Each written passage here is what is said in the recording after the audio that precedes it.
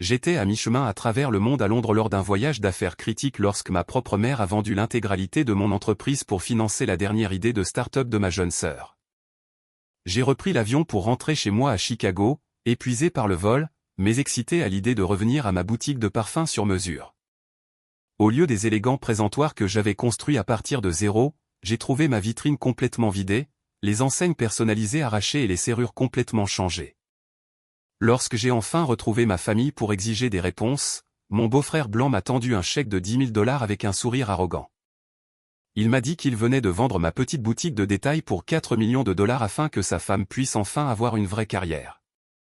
Je n'ai pas crié, ni pleuré, ni supplié.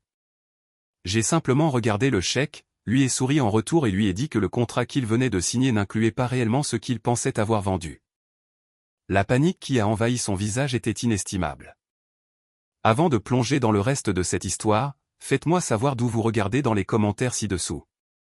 Appuyez sur le bouton j'aime et abonnez-vous à la chaîne si vous avez déjà dû poser des limites impitoyables pour protéger votre paix et votre travail acharné des personnes même qui partagent votre sang. Votre soutien signifie tout pour moi. Et croyez-moi, vous voudrez entendre comment ce désastre absolu s'est terminé. Je m'appelle Zara et j'ai 32 ans. Au cours des 7 dernières années, j'ai versé chaque once de mon âme, de mes économies et de ma santé mentale dans la construction de ma marque de parfums de luxe à partir de rien. J'ai commencé en mélangeant des huiles essentielles dans la petite cuisine de mon appartement, en travaillant 3 emplois juste pour me permettre d'acheter les matières premières. Finalement, ce travail acharné s'est transformé en une boutique physique hautement rentable située dans l'un des quartiers commerçants les plus aisés de la ville. Mon entreprise était ma fierté et ma joie absolue. C'était la seule chose dans ma vie qui m'appartenait entièrement, libre des lourdes attentes et des dynamiques toxiques de ma famille.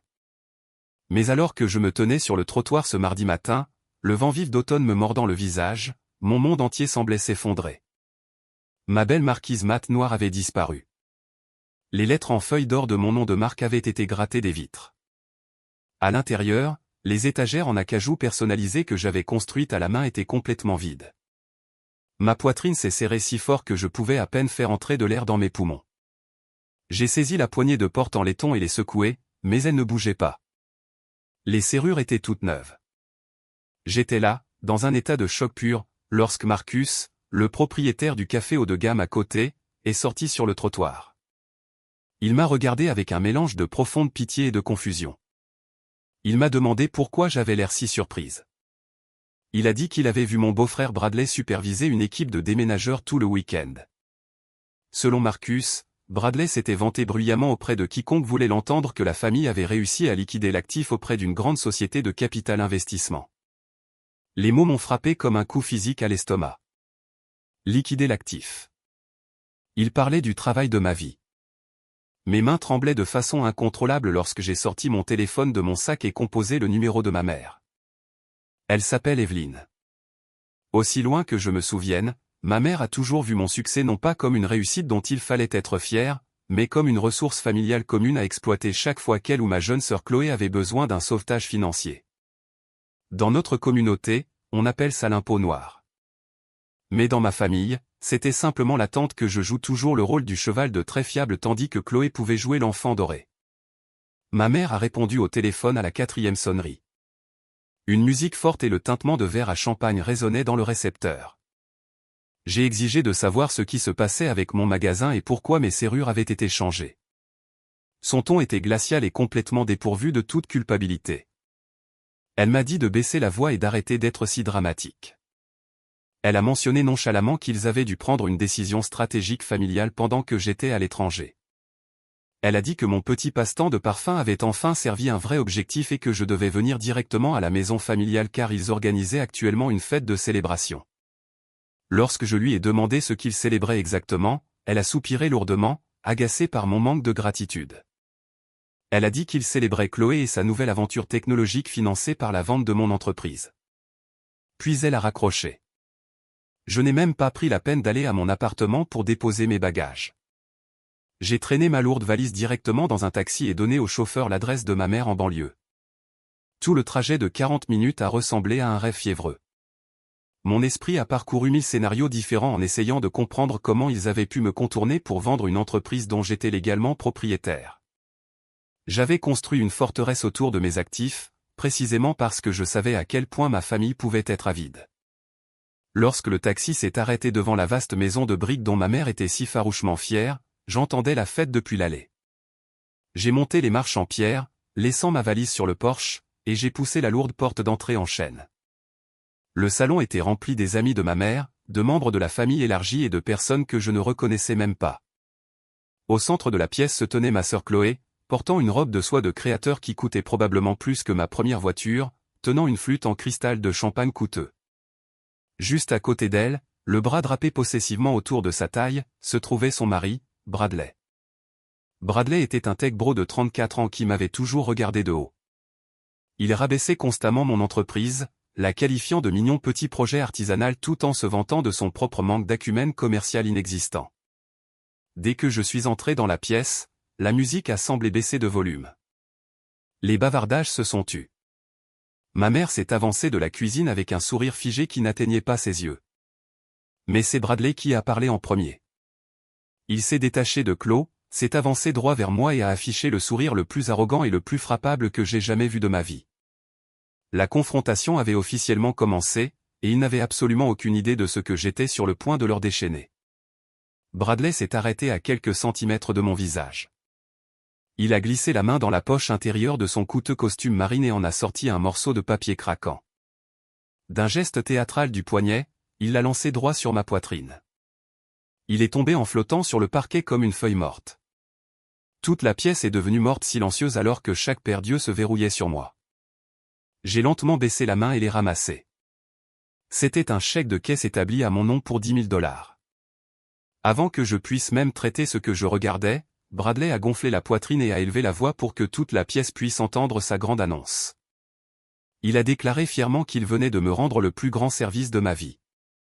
Il a dit qu'il avait pris la liberté de liquider mon entreprise de détail pour un énorme 4 millions de $. Il a réellement utilisé le mot liquider comme si mes années de sang, de sueur et de larmes n'étaient qu'un portefeuille d'actions qu'il avait géré nonchalamment pendant sa pause déjeuner. Il a continué en expliquant qu'une grande société de capital investissement avait repéré mon bail immobilier de premier choix et était prête à payer une prime pour acquérir l'entreprise. Puis est venu le punchline ultime. Il a mentionné nonchalamment que les 4 millions de $ avaient déjà été virés sur un compte de fiducie familiale contrôlé entièrement par ma mère. J'ai levé les yeux du morceau de papier. Ma vision s'est brouillée pendant une brève seconde alors que l'audace pure de ses paroles m'envahissait. Ma mère s'est avancée juste à côté de Bradley. Elle tenait le menton haut, me regardant comme si j'étais une enfant désobéissante qui venait d'être surprise en train de mal se comporter. Elle n'avait pas l'air désolée. Elle avait l'air triomphante. Elle m'a dit de fermer la bouche et d'arrêter d'agir si égoïstement devant nos invités. Elle a dit qu'il était temps que je me mette au niveau et que je remplisse mes obligations envers la famille. Elle a commencé à me faire la leçon juste là, au milieu du salon, en wéaponisant les sacrifices qu'elle prétendait avoir faits en nous élevant. Elle a dit que dans notre culture, le succès n'est pas un sport individuel. Elle a dit que j'avais accumulé ma richesse en vivant dans un appartement de luxe et en faisant des voyages d'affaires à Londres pendant que ma propre chair et mon sang luttaient pour faire décoller leurs rêves. Elle m'a regardé droit dans les yeux et m'a dit que c'était ma façon de la rembourser. C'était l'application ultime de l'impôt familial, un sacrifice obligatoire imposé simplement parce que j'étais la responsable. Chloé a pris une lente et élégante gorgée de son champagne et est intervenue. Sa voix dégoulinait de condescendance. Elle a regardé mes vêtements froissés de voyage et a laissé échapper un doux rire moqueur. Elle m'a dit que je devais regarder le tableau d'ensemble au lieu d'être si étroite d'esprit. Elle a dit que mon travail n'avait jamais été une vraie carrière de toute façon. Selon ma petite sœur, je ne faisais que mélanger des huiles essentielles dans de jolies bouteilles en verre pour des femmes riches ennuyées qui avaient trop d'argent à dépenser. Elle a balayé tout mon empire comme un mignon petit passe-temps qui avait fait son temps. Puis elle a annoncé fièrement que sa nouvelle start-up d'intelligence artificielle allait révolutionner l'industrie technologique. Elle prétendait qu'elle construisait quelque chose qui allait réellement changer le monde. Et pour cela, elle avait besoin de capital sérieux pour scaler. Elle s'est lancée dans une digression sur la difficulté d'être une fondatrice femme dans la tech et sur combien je devrais me sentir profondément honoré d'être son investisseur providentiel. Dans son esprit tordu, mon entreprise réussie et pleinement opérationnelle n'était rien de plus que la pierre de marche parfaite pour le plus grand bien de son empire technologique imaginaire. Ils se tenaient tous là, formant un front uni de trahison, attendant ma réaction. Les invités de la fête retenaient leur souffle.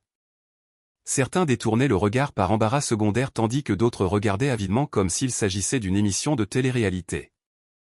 Je savais exactement ce que ma famille attendait. Ils s'attendaient à ce que je crie. Ils s'attendaient à ce que je tombe à genoux et pleure hystériquement. Ils voulaient que je fasse une énorme crise de colère pour pouvoir me pointer du doigt et me traiter de folle, jalouse et déséquilibrée. Ils voulaient justifier leur vol en me faisant passer pour la méchante de ma propre histoire. Mais je n'ai pas crié. Je n'ai pas versé une seule larme. J'ai senti un étrange calme froid m'envahir tout le corps. J'ai baissé les yeux sur le chèque de 10 000 $ dans mes mains.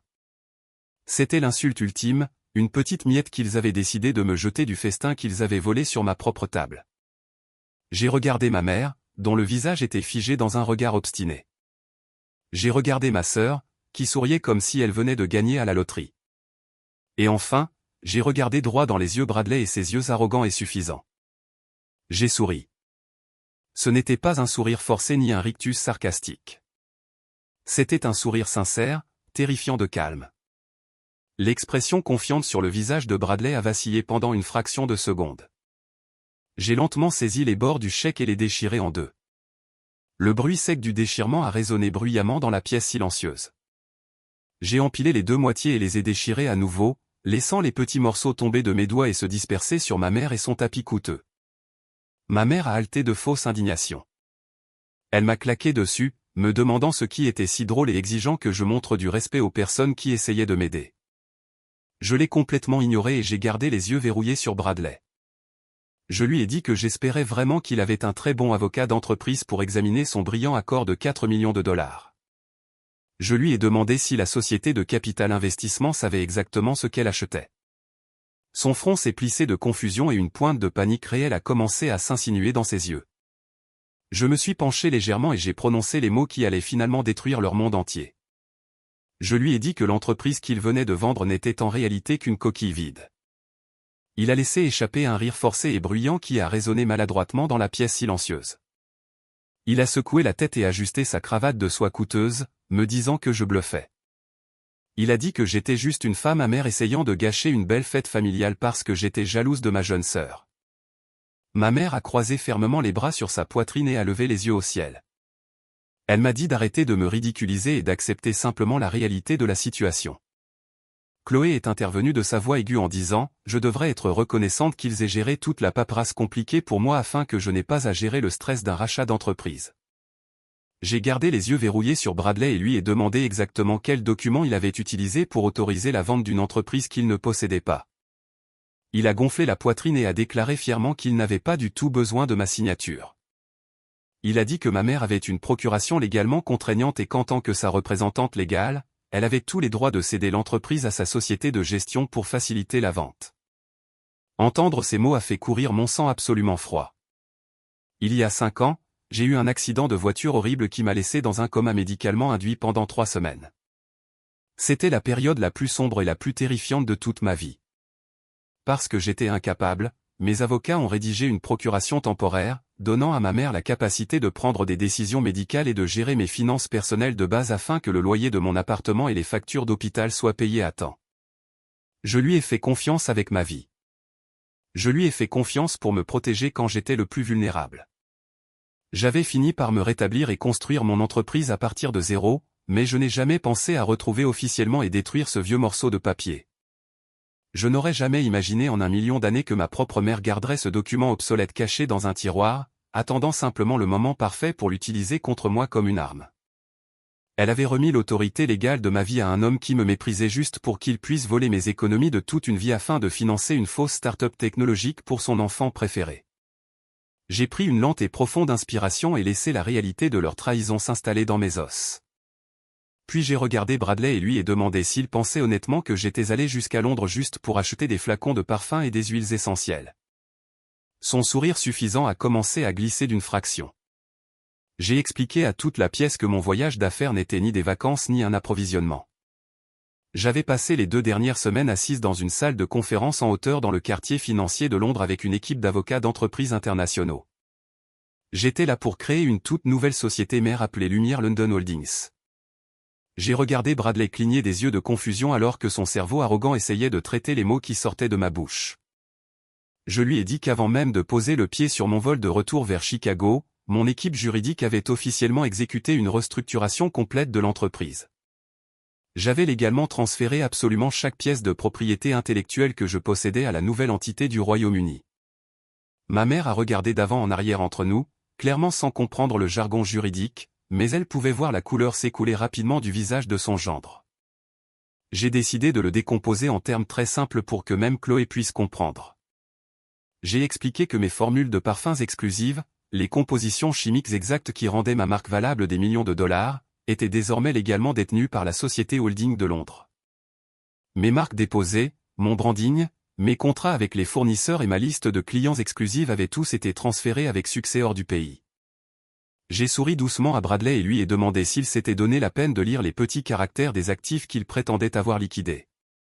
La société à responsabilité limitée des États-Unis qu'il avait vendue avec ma mère dans mon dos avait été entièrement dépouillée de sa valeur avant même que l'encre sur son contrat frauduleux ne sèche.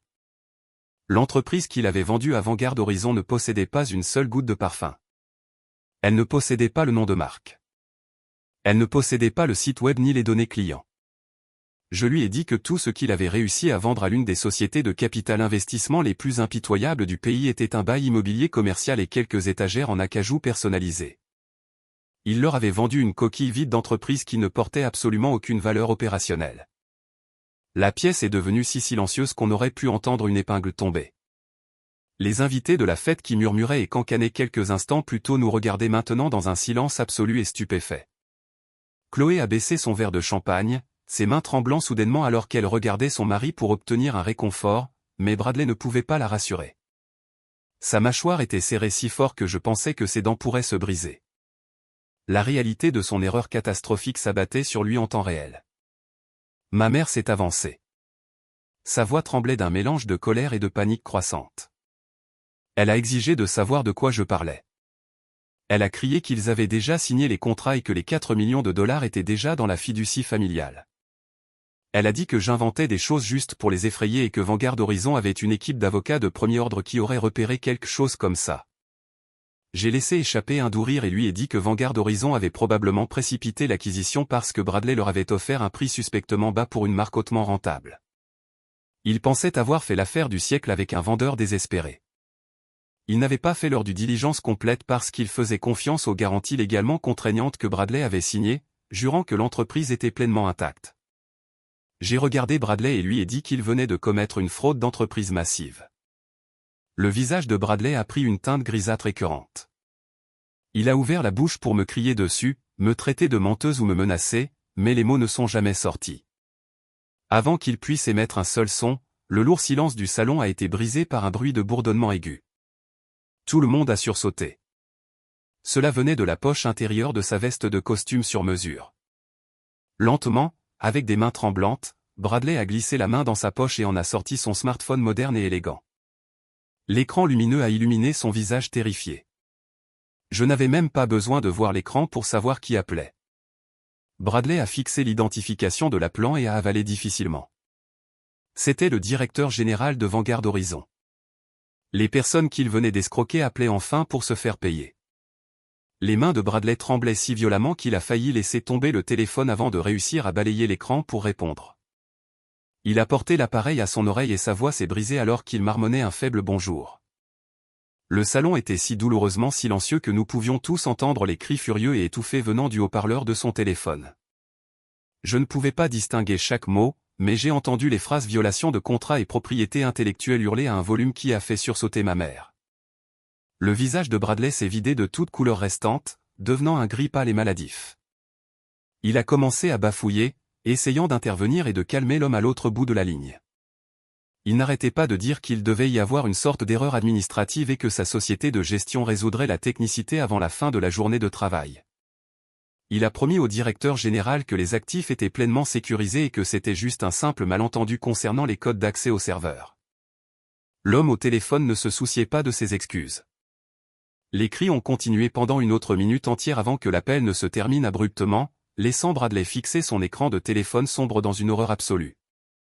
Ma sœur Chloé s'est précipitée vers lui lui attrapant le bras et lui demandant ce qui n'allait pas. Elle avait l'air frénétique, son extérieur poli et parfait se brisant complètement. Bradley l'a ignoré et a lentement tourné son regard vers moi. Au lieu de s'excuser ou d'admettre qu'il avait complètement ruiné sa propre vie, son ego massif a pris le dessus. Il ne supportait pas le fait qu'une femme noire l'ait surpassé dans une transaction d'entreprise. Il a fait un pas vers moi, essayant de gonfler la poitrine et de retrouver son faux sentiment d'autorité. Il a passé une main dans ses cheveux et a laissé échapper un soupir frustré comme s'il traitait avec un enfant incompétent. Il a commencé à m'expliquer le droit des sociétés de base de manière condescendante juste là, au milieu de la fête. Il a utilisé cette voix lente et patronnante pour me dire que je ne comprenais clairement pas comment fonctionnaient les acquisitions d'entreprises. Il a dit que lorsqu'une entreprise est liquidée, tous les actifs sous-jacents se transfèrent automatiquement à l'acheteur indépendamment de tout petit projet secondaire que j'avais essayé de mettre en place au Royaume-Uni. Il m'a dit que ma société holding de Londres était légalement invalide parce que lui et ma mère avaient déjà initié la vente de l'entité mère. C'était en fait hilarant de l'écouter utiliser tous ces grands mots à la mode de manière incorrecte, essayant de m'intimider avec un diplôme en commerce qu'il avait à peine obtenu. Je suis juste resté là et l'ai laissé creuser sa tombe un peu plus profondément. Quand il a réalisé que son jargon d'entreprise faux ne m'effrayait pas, son ton patronnant s'est transformé en panique agressive pure. Sa voix est devenue forte et exigeante. Il a pointé un doigt directement sur mon visage et m'a ordonné de sortir mon ordinateur portable immédiatement. Il a exigé que je me connecte à mes serveurs cloud et que je lui remette les codes d'accès maîtres pour les formules exclusives et les bases de données clients.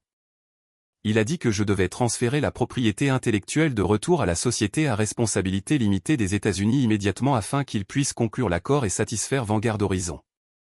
Il a réellement eu l'audace de le présenter comme s'il me rendait service, essayant de me sauver d'une poursuite par une grande société de capital investissement. Ma mère est immédiatement revenue, clairement terrifiée par l'appel téléphonique, mais toujours aveuglément loyale envers son gendre. Elle s'est approchée de moi et m'a attrapé l'épaule, ses ongles s'enfonçant dans ma veste. Elle m'a dit d'arrêter de jouer et de simplement donner les mots de passe à Bradley. Elle a dit que j'embarrassais la famille et que je mettais en péril l'avenir de Chloé simplement à cause de ma jalousie mesquine. Elle a essayé d'utiliser ce vieux piège de culpabilité familier, me disant que si l'accord tombait à l'eau, cela les ruinerait financièrement et que ce serait entièrement ma faute. J'ai baissé les yeux sur la main de ma mère sur mon épaule et je n'ai même pas cligné des yeux. J'ai calmement levé la main et retiré ses doigts de ma veste un par un. Je l'ai regardé droit dans les yeux et lui ai dit que ce n'était plus une affaire de famille. C'était une affaire d'entreprise et je ne négocie pas avec les personnes qui me volent. Puis j'ai tourné mon attention vers Bradley qui transpirait abondamment, sa respiration venant en halètement court et paniqué. Je lui ai dit que je ne remettrais pas un seul mot de passe. J'ai expliqué que la société holding de Londres avait été établie des jours avant qu'il ne signe ce contrat frauduleux et que le transfert d'actifs était solide comme un roc et légalement à l'épreuve des balles. Je lui ai dit que mes avocats avaient déjà enregistré les marques déposées à l'international. Je me suis penché assez près pour qu'il puisse entendre la finalité absolue dans ma voix. Je lui ai dit que Vanguard Horizon n'allait pas me poursuivre parce que je n'avais rien à voir avec le document frauduleux qu'il avait signé. Je lui ai dit qu'ils allaient le poursuivre lui et qu'ils allaient déchirer sa vie morceau par morceau. J'ai regardé le désespoir absolu l'envahir alors que la réalité de sa situation cliquait enfin dans son cerveau arrogant. Il avait vendu quelque chose qui ne lui appartenait pas à des personnes qui détruisent des vies pour vivre. Je n'ai pas élevé la voix et je n'ai pas eu besoin de lancer d'insultes. La vérité était assez dévastatrice. J'ai calmement baissé la main et ramassé mon sac à main en cuir sur le sol. J'ai ajusté la bandoulière sur mon épaule et jeté un dernier regard à la pièce. La musique jouait encore doucement en arrière-plan, contrastant avec le cauchemar absolu qui se déroulait dans le salon. Chloé pleurait silencieusement, les mains couvrant son visage, tandis que ma mère se tenait figée dans un choc pur. Bradley a essayé de se placer devant moi pour bloquer mon chemin, mais je lui ai juste lancé un regard si froid qu'il s'est immédiatement écarté. Je suis sorti par la porte d'entrée et descendu les marches en pierre, laissant ma lourde valise exactement là où je l'avais laissée tomber sur le porche. Je n'avais plus besoin de rien de cette maison. J'ai sorti mon téléphone et commandé un service de voiture premium pour me conduire au meilleur hôtel de la ville. Alors que j'étais assise à l'arrière de la berline noire, regardant la maison de ma mère s'éloigner dans le lointain, j'ai ressenti un sentiment écrasant de paix. Ils pensaient qu'ils pouvaient utiliser le travail de ma vie comme une pierre de marche, mais tout ce qu'ils ont fait, c'est me tendre les allumettes pour brûler leur monde entier jusqu'au sol. La berline noire s'est arrêtée devant l'entrée grandiose de l'hôtel de luxe en plein cœur du centre-ville de Chicago. Le portier dans son uniforme impeccable a ouvert la lourde porte de la voiture et m'a accueilli avec un sourire professionnel et chaleureux. Marcher sur les sols de marbre impeccable du hall ressemblait à entrer dans un univers entièrement différent.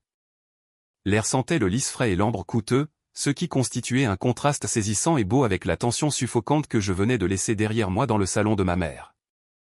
Je suis allé directement au bureau de réception privé et me suis enregistré dans la suite Pentouse. Je ne me souciais pas du coût exorbitant pour la nuit. Après le cauchemar absolu d'une journée que je venais d'endurer, j'avais besoin d'un sanctuaire silencieux où personne de ma famille toxique ne pourrait jamais m'atteindre. Une fois en sécurité à l'intérieur de l'immense suite, j'ai verrouillé la lourde porte en chaîne derrière moi et laissé tomber mon sac à main en cuir sur le canapé en velours doux. Les fenêtres du sol au plafond offraient une vue panoramique à couper le souffle sur la ligne d'horizon de la ville, surplombant les bâtiments même et les rues animées où j'avais construit mon empire à partir de zéro. Je me suis approché du minibar, me suis versé un grand verre d'eau pétillante et pris une longue et profonde inspiration. L'adrénaline qui m'avait maintenu debout pendant les 2 dernières heures commençait enfin à s'estomper, laissant une énergie calme et concentrée dans son sillage. Mes mains ne tremblaient plus. J'ai sorti mon téléphone de ma poche et composé le numéro privé direct de mon avocat d'entreprise principal à Londres. Il s'appelait Julien, et c'était le genre d'avocat impitoyable et méticuleux que l'on engage seulement quand on veut s'assurer absolument que ses actifs sont complètement intouchables. Il a répondu à la 2e sonnerie, malgré le décalage horaire massif. J'ai gardé ma voix parfaitement stable et l'ai calmement mis au courant du cirque complet dans lequel je venais de tomber chez moi. Je lui ai dit comment Bradley et ma mère avaient réellement mis à exécution leur plan insensé en utilisant cette procuration médicale obsolète pour vendre la société à responsabilité limitée des États-Unis à Vanguard Horizon. J'ai raconté l'appel téléphonique paniqué du directeur général de la société de capital investissement et l'horreur absolue sur le visage de Bradley lorsqu'il avait réalisé que l'entreprise qu'il avait vendue n'était rien de plus qu'une coquille vide. Julien a laissé échapper un rire sec et bas sur le haut-parleur. Il n'était pas surpris le moins du monde par leur audace. Lorsque nous avions restructuré mon entreprise quelques jours plus tôt, nous avions anticipé que ma famille pourrait essayer quelque chose de désespéré pendant que j'étais à l'étranger, mais même Julien était stupéfait par leur arrogance pure et leur stupidité profonde. Il m'a demandé si Bradley avait mentionné exactement quel type de contrat il avait signé avec les acheteurs. Je lui ai dit que Bradley s'était vanté bruyamment devant toute la fête d'avoir un accord de rachat d'entreprise en fer. C'est alors que Julien a expliqué le détail juridique exact qui allait transformer la vie de Bradley en un enfer vivant inévitable. Julien a expliqué que les grandes sociétés de capital investissement comme Vanguard Horizon ne remettent pas simplement 4 millions de dollars à une société de gestion aléatoire sans protéger d'abord leurs propres intérêts. Ils ont des étages entiers de requins d'entreprises dont le seul travail est de rédiger des contrats prédateurs qui protègent le fonds contre la fraude. Julien m'a dit que dans les acquisitions accélérées à haut risque impliquant de petites entreprises de détail privées, les acheteurs glissent toujours un mécanisme juridique très spécifique pour contourner les protections de responsabilité limitée. C'est un piège fatal pour les arrogants, et cela s'appelle une clause d'indemnité personnelle. J'ai écouté attentivement pendant que Julien décomposait exactement ce que cela signifiait pour mon beau-frère trop confiant et ma mère avide. Bradley pensait qu'il était un génie d'entreprise. Il pensait sincèrement qu'en effectuant la vente via une entité commerciale, il se protégeait complètement de tout risque personnel. Il supposait que si les choses tournaient mal, le pire qui pourrait arriver était que la société à responsabilité limitée soit simplement forcée de déclarer faillite. Mais parce que lui et ma mère avaient signé ces garanties légales, jurant sous peine de parjure que l'entreprise possédait toute la propriété intellectuelle, les formules de parfums exclusives et les bases de données clients hautement lucratives. Ils avaient commis une fraude commerciale intentionnelle. La clause d'indemnité personnelle signifiait que Vanguard Horizon n'avait pas à perdre leur temps précieux à poursuivre la coquille vide sans valeur qu'ils venaient d'acheter. La clause dépouillait complètement le voile corporatif. Elle donnait à la grande société de capital investissement de plusieurs milliards de dollars le droit légal de contourner entièrement l'entreprise et de s'en prendre directement aux actifs personnels de Bradley et de ma mère. Tout ce qu'ils possédaient à leur nom individuel était désormais légalement saisissable pour satisfaire la dette, leur compte chèque personnel, leurs économies de retraite, la voiture de sport importée coûteuse de Bradley, et pire que tout, la vaste maison de briques en banlieue que ma mère aimait plus que tout au monde. Ils avaient essentiellement signé leur vie entière à une entreprise qui détruit des gens pour vivre. Julien m'a assuré que j'étais complètement isolé légalement des retombées. Le transfert de ma propriété intellectuelle à la société holding de Londres avait été finalisé, enregistré et tamponné par les régulateurs internationaux bien avant que Bradley ne mette son stylo sur ce contrat frauduleux. La nouvelle société mère au Royaume-Uni était une forteresse impénétrable, et il n'y avait absolument rien que Vanguard Horizon ou ma famille puisse faire pour y toucher. Le travail de ma vie était complètement en sécurité. J'ai remercié Julian pour son travail stratégique brillant et mis fin à l'appel, ressentant un profond sentiment de vindicte m'envahir. Je me suis tenu près de la fenêtre, regardant les lumières de la ville s'allumer alors que le soleil commençait à se coucher sur Chicago, me sentant enfin complètement libre. Pendant ce temps, à travers la ville, les conséquences dévastatrices de leur avidité étaient déjà mises en mouvement violent. Vanguard Horizon n'a pas perdu une seule seconde. Au moment où leur équipe juridique a réalisé qu'on leur avait vendu un actif frauduleux, ils ont déclenché les clauses d'urgence du contrat d'acquisition. Avant même que le soleil ne finisse de se coucher, avant que les traiteurs de la fausse fête de célébration de Chloé ne puissent finir de débarrasser les verres à champagne vides, la société de capital investissement a fait son premier mouvement mortel. Ils ont contacté leur partenaire bancaire et initié un gel total du compte de paiement de 4 millions de dollars pendant la nuit. L'argent que ma famille pensait avoir volé, l'argent qu'ils pensaient financer le style de vie luxueux de Chloé et acheter leurs billets permanents dans la haute société, était enfermé complètement hors de leur portée, les laissant affronter la ruine absolue qu'ils s'étaient infligée eux-mêmes. Le soleil s'est levé sur la ligne d'horizon de Chicago, projetant une lueur dorée chaleureuse à travers la chambre principale de ma suite pentouse. Je me suis réveillé me sentant plus reposé que je ne l'avais été depuis des années. Le poids lourd des attentes familiales qui avaient écrasé ma poitrine pendant plus de 3 décennies avait soudainement disparu. Je me suis étiré sur les draps à fils élevés et laissé échapper une longue respiration paisible. Mais le silence du matin a été rapidement brisé au moment où j'ai tendu la main vers la table de nuit et éteint le mode avion de mon smartphone. L'appareil a immédiatement commencé à vibrer violemment dans ma main.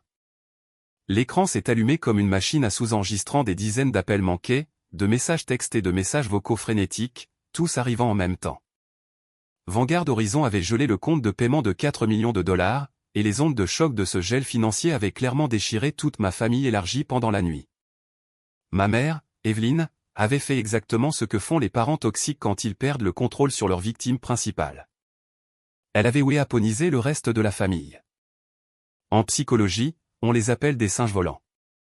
Ce sont les tantes, oncles et cousins qui agissent comme des exécuteurs aveugles pour l'abuseur, se précipitant avec enthousiasme pour harceler, manipuler et culpabiliser le bouc émissaire pour le ramener à la soumission. Ma mère avait clairement passé toute la nuit à appeler chaque parent en pleurant hystériquement et en inventant un récit complètement fabriqué où elle était la victime impuissante et où j'étais la méchante sanguinaire cherchant à détruire l'héritage familial. J'ai ouvert ma boîte de messagerie vocale et appuyé sur le tout premier message audio. C'était de ma tante Denise, la sœur aînée de ma mère. La tante Denise n'avait jamais eu d'emploi stable de sa vie, mais elle avait toujours beaucoup d'opinions sur la façon dont les autres devaient dépenser leur argent. Sa voix a explosé dans le haut-parleur du téléphone, dégoulinante de venin et de colère vertueuse mal placée. Elle a crié dans le microphone, me demandant comment je pouvais faire quelque chose d'aussi mal à ma propre chair et à mon sang. Elle m'a traité de monstre égoïste et ingrat. Elle a dit que ma mère était littéralement malade à cause de ma trahison et que je détruisais à moi seul le nom de famille simplement parce que j'étais trop avide pour partager ma richesse avec ma sœur Chloé. Entendre son utilisation du mot avide pour me décrire était presque comique. Cela a forcé mon esprit à revenir à tous les souvenirs de la façon dont cette famille fonctionnait réellement quand je grandissais. Chloé avait toujours été l'enfant doré incontesté. Elle avait la peau claire, des boucles lâches et une personnalité pétillante, donc toute la famille élargie la traitait comme une royauté fragile. Quand Chloé voulait aller dans une université privée hors de l'État pour un diplôme inutile, elle a fini par abandonner à cause de la culpabilité de ma mère qui m'a piégé pour co-signer ses énormes prêts étudiants. Quand Chloé a écrasé sa nouvelle voiture, ma mère m'a forcé à vider mon compte d'épargne d'urgence pour lui en acheter une de remplacement parce que Chloé ne pouvait tout simplement pas être attendue à prendre le bus de la ville comme une personne normale. J'étais la sœur aînée à la peau foncée, calme et indépendante. Je n'étais jamais félicité pour mes bonnes notes. Je n'étais jamais célébré quand je travaillais 3 emplois pour me payer l'école de commerce. Mon succès n'était jamais vu comme ma propre réussite individuelle. Au lieu de cela, ma compétence était vue comme un actif communal. J'étais le bouc émissaire de la famille et le distributeur automatique humain désigné. Chaque fois qu'il y avait une crise financière, un chauffe-eau cassé, un paiement hypothécaire en retard ou une fête d'anniversaire luxueuse que ma famille ne pouvait pas se permettre, tous les regards se tournaient immédiatement vers moi. Ils s'attendaient à ce que j'écrive le chèque, que je ferme la bouche et que je sois reconnaissante d'être autorisée à contribuer. Ils aimaient ce que je pouvais faire pour eux, mais ils ne m'aimaient jamais réellement. J'ai supprimé le message vocal de la tante Denise sans écouter jusqu'à la fin. Le message suivant était un énorme bloc de textos de mon oncle Marcus. Il était le patriarche auto-désigné de la famille qui aimait faire des discours à Thanksgiving sur la loyauté et les liens du sang. Son message texte était un exemple classique de manipulation. Il m'a dit que j'avais oublié d'où je venais. Il a écrit que les familles noires ne survivent qu'en restant unies et que je violais la règle la plus sacrée de notre culture en refusant de porter ma part du fardeau. Il a exigé que j'appelle Vanguard Horizon immédiatement, que je remette ma propriété intellectuelle et que je répare le gâchis que j'avais créé avant que Bradley n'aille en prison et que ma mère ne perde tout. Il a terminé le texto en disant que si je ne réparais pas les choses, je serais officiellement morte pour la famille. Il pensait que c'était une menace. Il pensait que l'idée d'être coupé de la famille me terrifierait jusqu'à la soumission. Il ne réalisait pas qu'être morte pour eux était exactement le prix que j'avais combattu pour obtenir toute ma vie. Je me suis assise sur le bord du lit moelleux de l'hôtel et ai regardé le défilement infini de notifications en colère. Il y avait des messages de cousins que je n'avais pas vus depuis 5 ans qui m'appelaient traîtresse. Il y avait des appels manqués de la maison de ma grand-mère. Ils essayaient tous frénétiquement de me forcer à reprendre mon rôle désigné de cheval de trait obéissant. Ils avaient besoin que je m'immole pour garder ma mère et Chloé au chaud. Je ne ressentais pas une once de tristesse. Je ne ressentais pas le besoin de me défendre ou d'expliquer mon côté de l'histoire. Essayer de raisonner avec des personnes déterminées à vous mal comprendre est un gaspillage complet d'énergie. J'ai simplement appuyé sur le bouton bloqué sur le profil de contact de l'oncle Marcus. Puis je suis allé au numéro de la tante Denise et l'ai bloqué aussi. J'ai fait défiler ma liste de contacts, méthodiquement et systématiquement, en coupant chaque lien. Bloqué, bloqué, bloqué. J'ai bloqué mes cousins. J'ai bloqué les amis de ma mère. J'ai bloqué la ligne fixe de la maison. Je suis resté là dans le luxe silencieux de la suite Pentouse et ai supprimé de manière permanente des dizaines de personnes de ma vie dans un silence complet. Je n'ai pas tapé une seule explication. Je n'ai pas laissé de message d'adieu. Le mouvement de pouvoir ultime absolu contre une famille toxique est le retrait complet de votre attention. Ils se nourrissent du drame et prospèrent sur les arguments. En leur donnant un silence absolu, je les affamais à mort. La tempête numérique sur mon téléphone s'est lentement calmée alors que la liste de blocage s'allongeait de plus en plus. En 15 minutes, mon appareil était complètement silencieux. Le bruit incessant de mon passé était enfin exclu. J'ai reposé le téléphone sur la table de nuit et me suis dirigé vers la grande salle de bain en marbre pour prendre une longue douche chaude. J'avais complètement éliminé les singes volants de mon espace aérien, mais je savais que la guerre était loin d'être terminée parce que je devais encore découvrir exactement ce que ma sœur Chloé et son mari désespéré prévoyaient de faire ensuite. Alors que l'eau chaude coulait sur moi, je me suis tenu dans la douche en marbre de la Pentouse et ai laissé mon esprit assembler les fragments brisés du puzzle. Quelque chose à propos de Chloé et de sa supposée start-up révolutionnaire d'intelligence artificielle était fondamentalement défectueux. Chloé n'avait jamais écrit une seule ligne de code de toute sa vie.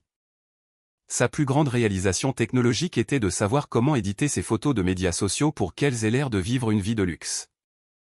Pourtant, selon mon beau-frère Bradley, elle était la prochaine visionnaire de la Silicon Valley qui avait urgemment besoin de 4 millions de dollars pour scaler son brillant logiciel. Cela n'avait tout simplement aucun sens logique. Bradley était un narcissique arrogant, mais il était aussi un requin. Il ne passerait pas par le risque juridique extrême de liquider ma boutique physique hautement rentable juste pour jeter des millions de dollars dans une véritable aventure technologique dirigée par sa femme complètement incompétente. Il cachait quelque chose d'énorme. Et je devais savoir exactement ce que c'était. Je suis sorti de la douche chaude, me suis enveloppé dans un épais peignoir blanc et me suis approché du bureau où j'avais laissé mon ordinateur portable. Si ma famille était prête à commettre une fraude d'entreprise et à voler mes économies de toute une vie pour financer cet empire technologique imaginaire, je devais connaître les dimensions exactes du champ de bataille sur lequel je me tenais. J'ai ouvert mon réseau de messagerie cryptée et ai tapé un message à un homme nommé David. David était un enquêteur privé de haut niveau spécialisé dans l'espionnage d'entreprises, la médecine légale financière et le suivi d'actifs. Nous avions travaillé ensemble il y a quelques années lorsqu'une entreprise de cosmétiques rivale avait essayé de voler l'une de mes chaînes d'approvisionnement exclusives. Il était incroyablement cher, Mais il était le meilleur absolu pour découvrir les sales secrets que les hommes riches essayaient désespérément d'enterrer. Je lui ai donné le nom de la start-up de Chloé et les détails d'enregistrement de l'entreprise pour la société de gestion que Bradley prétendait posséder. Je lui ai dit de creuser dans leur historique financier complet, leurs métriques d'utilisateurs actifs, leurs dépôts de propriété intellectuelle et leurs déclarations fiscales. J'ai appuyé sur envoyer et ai passé le reste de la matinée à boire du café noir et à regarder les rues animées de la ville loin en bas de ma fenêtre. Je savais que David travaillait vite, mais j'ai quand même été surprise quand mon téléphone a vibré juste après le déjeuner. C'était un transfert de fichiers sécurisés entrant suivi immédiatement d'un appel téléphonique direct. Quand j'ai répondu, David n'a même pas pris la peine de dire bonjour. Il a juste laissé échapper un sifflement bas et m'a dit que mon beau-frère nageait dans des eaux incroyablement profondes et dangereuses. J'ai ouvert le fichier crypté sur l'écran de mon ordinateur portable pendant qu'il expliquait exactement ce qu'il avait trouvé pendant sa plongée profonde. La grande start-up d'intelligence artificielle dont ma famille était si incroyablement fière, l'entreprise qui était censée changer le monde et élever le nom de famille, était une blague absolue. Ce n'était pas un programme logiciel exclusif. C'était une application bon marché en marque blanche que Bradley avait achetée auprès d'un développeur offshore en faillite pour moins de 5 000 $. Elle n'avait absolument aucune capacité réelle d'intelligence artificielle. David a ri et a dit que c'était essentiellement un chatbot automatisé glorifié enveloppé dans une interface utilisateur élégante conçue pour paraître compliqué aux personnes qui ne comprenaient pas la technologie. J'ai fixé l'écran en essayant de comprendre l'audace pure de tout cela. J'ai demandé à David pourquoi Bradley passerait par la peine élaborée d'acheter une application sans valeur et d'installer Chloé comme fondatrice et directrice générale. David m'a dit de faire défiler jusqu'à la 2e page du rapport financier. C'est alors que le vrai cauchemar terrifiant s'est révélé en données noires et blancs. Bradley n'essayait pas du tout de construire une entreprise technologique. Il construisait une société coquille sophistiquée. David a expliqué qu'au cours des 18 derniers mois, Bradley avait organisé des événements de réseautage luxueux et présenté l'application de Chloé à des investisseurs providentiels de niveau intermédiaire et à des individus riches naïfs de notre ville. Il avait utilisé son vocabulaire d'entreprise lisse, ses costumes sur mesure et le joli visage de Chloé pour leur vendre une révolution technologique massive. Il avait réussi à collecter près de 3 millions de $ en financement de démarrage auprès de ses investisseurs sans méfiance. Mais l'argent n'allait pas vers le développement logiciel, l'embauche d'ingénieurs ou le marketing. David a suivi les transferts filaires offshore et les comptes bancaires cachés. Bradley utilisait la start-up technologique de sa femme comme une façade massive pour blanchir de l'argent et financer son propre style de vie extravagant. Il payait des dettes de jeux personnels, achetait des voitures de sport de luxe et couvrait d'énormes pertes financières de sa société de gestion en faillite. C'était un schéma Ponzi classique déguisé en conte de fées moderne de la Silicon Valley. Et selon David, toute la maison de cartes s'effondrait rapidement. Les investisseurs initiaux avaient commencé à poser des questions sérieuses. Ils voulaient voir les résultats des tests bêta. Ils voulaient voir les projections de revenus et les données d'utilisateurs actifs. Bradley était complètement acculé et à court d'excuses. Il avait besoin d'un afflux massif d'argent légitime pour montrer aux investisseurs en colère que l'entreprise était financièrement saine et se préparait à une expansion majeure. Il avait besoin d'un dépôt de plusieurs millions de $ pour maintenir l'illusion en vie un peu plus longtemps afin de pouvoir trouver une stratégie de sortie. C'était exactement pourquoi ils avaient vendu mon magasin. Les 4 millions de $ de Vanguard Horizon n'étaient jamais destinés à être un capital de démarrage légitime pour une vraie entreprise. C'était une bouée de sauvetage désespérée et illégale pour boucher un trou financier béant et garder Bradley hors de la prison fédérale. Ma mère avait remis le travail de ma vie entière à un véritable escroc parce qu'elle était si aveuglée par le désir de voir Chloé réussir qu'elle ne s'était jamais donné la peine de poser une seule question logique sur où l'argent allait réellement. Une réalisation glaçante s'est installée sur moi alors que je regardais les relevés bancaires offshore sur mon écran lumineux. Ma sœur Chloé était soit la marionnette la plus incroyablement naïve du monde entier, soit une complice active et consentante à la fraude par virement fédéral. Connaissant son ego massif et son besoin pathologique désespéré d'être perçue comme une girl boss riche, je ne savais honnêtement pas quelle réalité était pire. Mais au bout du compte, cela n'importait pas. Au moment où Vanguard Horizon a gelé ce compte de paiement de 4 millions de $, ils n'ont pas seulement ruiné le plan de Bradley pour voler mon argent. Ils ont accidentellement coupé la toute dernière bouée de sauvetage qui maintenait son schéma Ponzi illégal à flot. Je me suis adossé à la chaise moelleuse de l'hôtel et ai laissé échapper un rire froid et sec. Bradley avait pensé que j'étais son plus gros problème. Il pensait qu'une femme noire têtue et indépendante était la seule chose qui se dressait entre lui et son grand plan d'évasion. Il pensait qu'il pouvait simplement me piétiner et partir riche. Mais maintenant il avait une société de capital investissement de $1 milliard qui lui soufflait dans le cou pour violation de contrat et une liste croissante d'investisseurs technologiques en colère qui étaient sur le point de réaliser que leurs millions de dollars avaient complètement disparu dans les airs. Il s'était acculé lui-même dans un coin sombre entouré de requins très affamés et l'eau commençait déjà à se remplir de sang. J'ai fermé l'écran de l'ordinateur portable, ressentant un dangereux nouveau sentiment de pouvoir couler dans mes veines. J'avais enfin le tableau complet, et je savais exactement comment j'allais l'utiliser contre eux. J'étais encore en train de fixer l'écran lumineux de mon ordinateur portable, laissant l'ampleur pure des crimes financiers de Bradley m'envahir, lorsque le silence de ma chambre d'hôtel a été violemment interrompu. Un ton d'alarme aigu et perçant a éclaté depuis mon smartphone. Ce n'était pas une sonnerie standard ni une notification de texte. C'était l'alerte d'urgence à haute fréquence du système de sécurité intelligent que j'avais installé dans mon appartement du centre-ville. Mon cœur a sauté un battement. J'ai attrapé le téléphone sur le bureau et ouvert immédiatement l'application de sécurité. L'écran a chargé pendant une fraction de seconde avant d'afficher les flux vidéo haute définition en direct des diverses caméras cachées dans toute ma maison. Mon appartement était censé être complètement vide. Je ne m'y étais même pas arrêté pour déposer mes bagages après mon vol de Londres. Mais alors que je fixais le flux en direct de la caméra cachée dans l'étagère du salon, mon sang a immédiatement bouilli. La lourde porte d'entrée en bois de mon appartement était grande ouverte, et le verrou n'avait pas été forcé ou donné un coup de pied. Quelqu'un avait utilisé une clé physique. Ma mère était la seule autre personne au monde entier qui avait une clé de rechange pour mon appartement, et elle avait juré qu'elle ne l'utiliserait qu'en cas d'urgence vitale ou mortelle. Mais ce n'était pas ma mère qui franchissait ma porte d'entrée. C'était Bradley et Chloé. Ils ont trébuché dans mon salon en ayant l'air absolument frénétique. La posture arrogante et suffisante que Bradley avait affichée à la fête avait complètement disparu. Il ressemblait à un animal acculé, ses cheveux en désordre, sa veste de costume coûteuse jetée quelque part en chemin. Sa chemise était déboutonnée au col et il transpirait abondamment. Chloé avait l'air encore pire. Sa robe de créateur impeccable était froissée et son maquillage était visiblement étalé par les larmes. Il ne ressemblait pas à des fondateurs visionnaires de la Silicon Valley. Il ressemblait à des voleurs ordinaires désespérés qui cambriolaient une maison en plein jour. À travers le flux audio cristallin de la caméra de sécurité, je pouvais les entendre se disputer en chuchotements étouffés et terrifiés. Chloé pleurait, disant à Bradley que c'était une horrible idée et qu'ils allaient se faire arrêter. Bradley l'a agressivement attrapée par les épaules et l'a secouée, lui disant de se taire et de commencer à chercher. Il lui a dit que mes avocats d'entreprise à Londres pourraient avoir les droits numériques sur la société holding, mais que je devais avoir les carnets physiques originaux cachés quelque part dans l'appartement. Il était convaincu que s'il pouvait juste trouver les formules de parfum manuscrites exclusives, il pourrait d'une manière ou d'une autre les voler, reproduire les produits lui-même, ou au moins retenir les carnets physiques en otage pour me forcer à abandonner le transfert de Londres.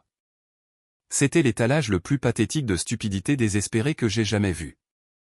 Il pensait réellement qu'il pouvait surpasser une société de capital investissement de $1 milliard et le droit des sociétés internationales en volant un carnet relié en cuir de ma chambre. Je suis resté parfaitement immobile dans ma chaise luxueuse de l'hôtel, regardant le flux en direct tandis que ma sœur et son mari commençaient à déchirer systématiquement mon beau sanctuaire. Ils sont passés dans le bureau à domicile. Bradley a commencé à sortir chaque tiroir de mon bureau en acajou, vidant violemment le contenu sur le parquet. Stylos, trombones, vieux documents fiscaux et lettres personnelles étaient éparpillés partout. Chloé tirait frénétiquement des livres des étagères, les secouant aveuglément pour voir si quelque chose était caché entre les pages. Quand ils n'ont pas trouvé ce qu'ils cherchaient dans le bureau, ils sont passés dans ma chambre principale. J'ai regardé une fureur froide s'installer profondément dans mes os alors que Chloé, ma propre chair et mon sang, commençaient à arracher les draps de mon lit et à fouiller dans mon placard. Elle a sorti mes sacs à main de créateur des étagères, les ouvrant frénétiquement et les jetant sur le sol. Bradley était à quatre pattes, éclairant avec la lampe torche de son téléphone sous le lit et essayant de soulever les lames du plancher, espérant trouver un coffre-fort caché. Il violait mon espace, ma vie privée et mon sanctuaire. Tout cela pour se sauver des conséquences de leur propre avidité dégoûtante.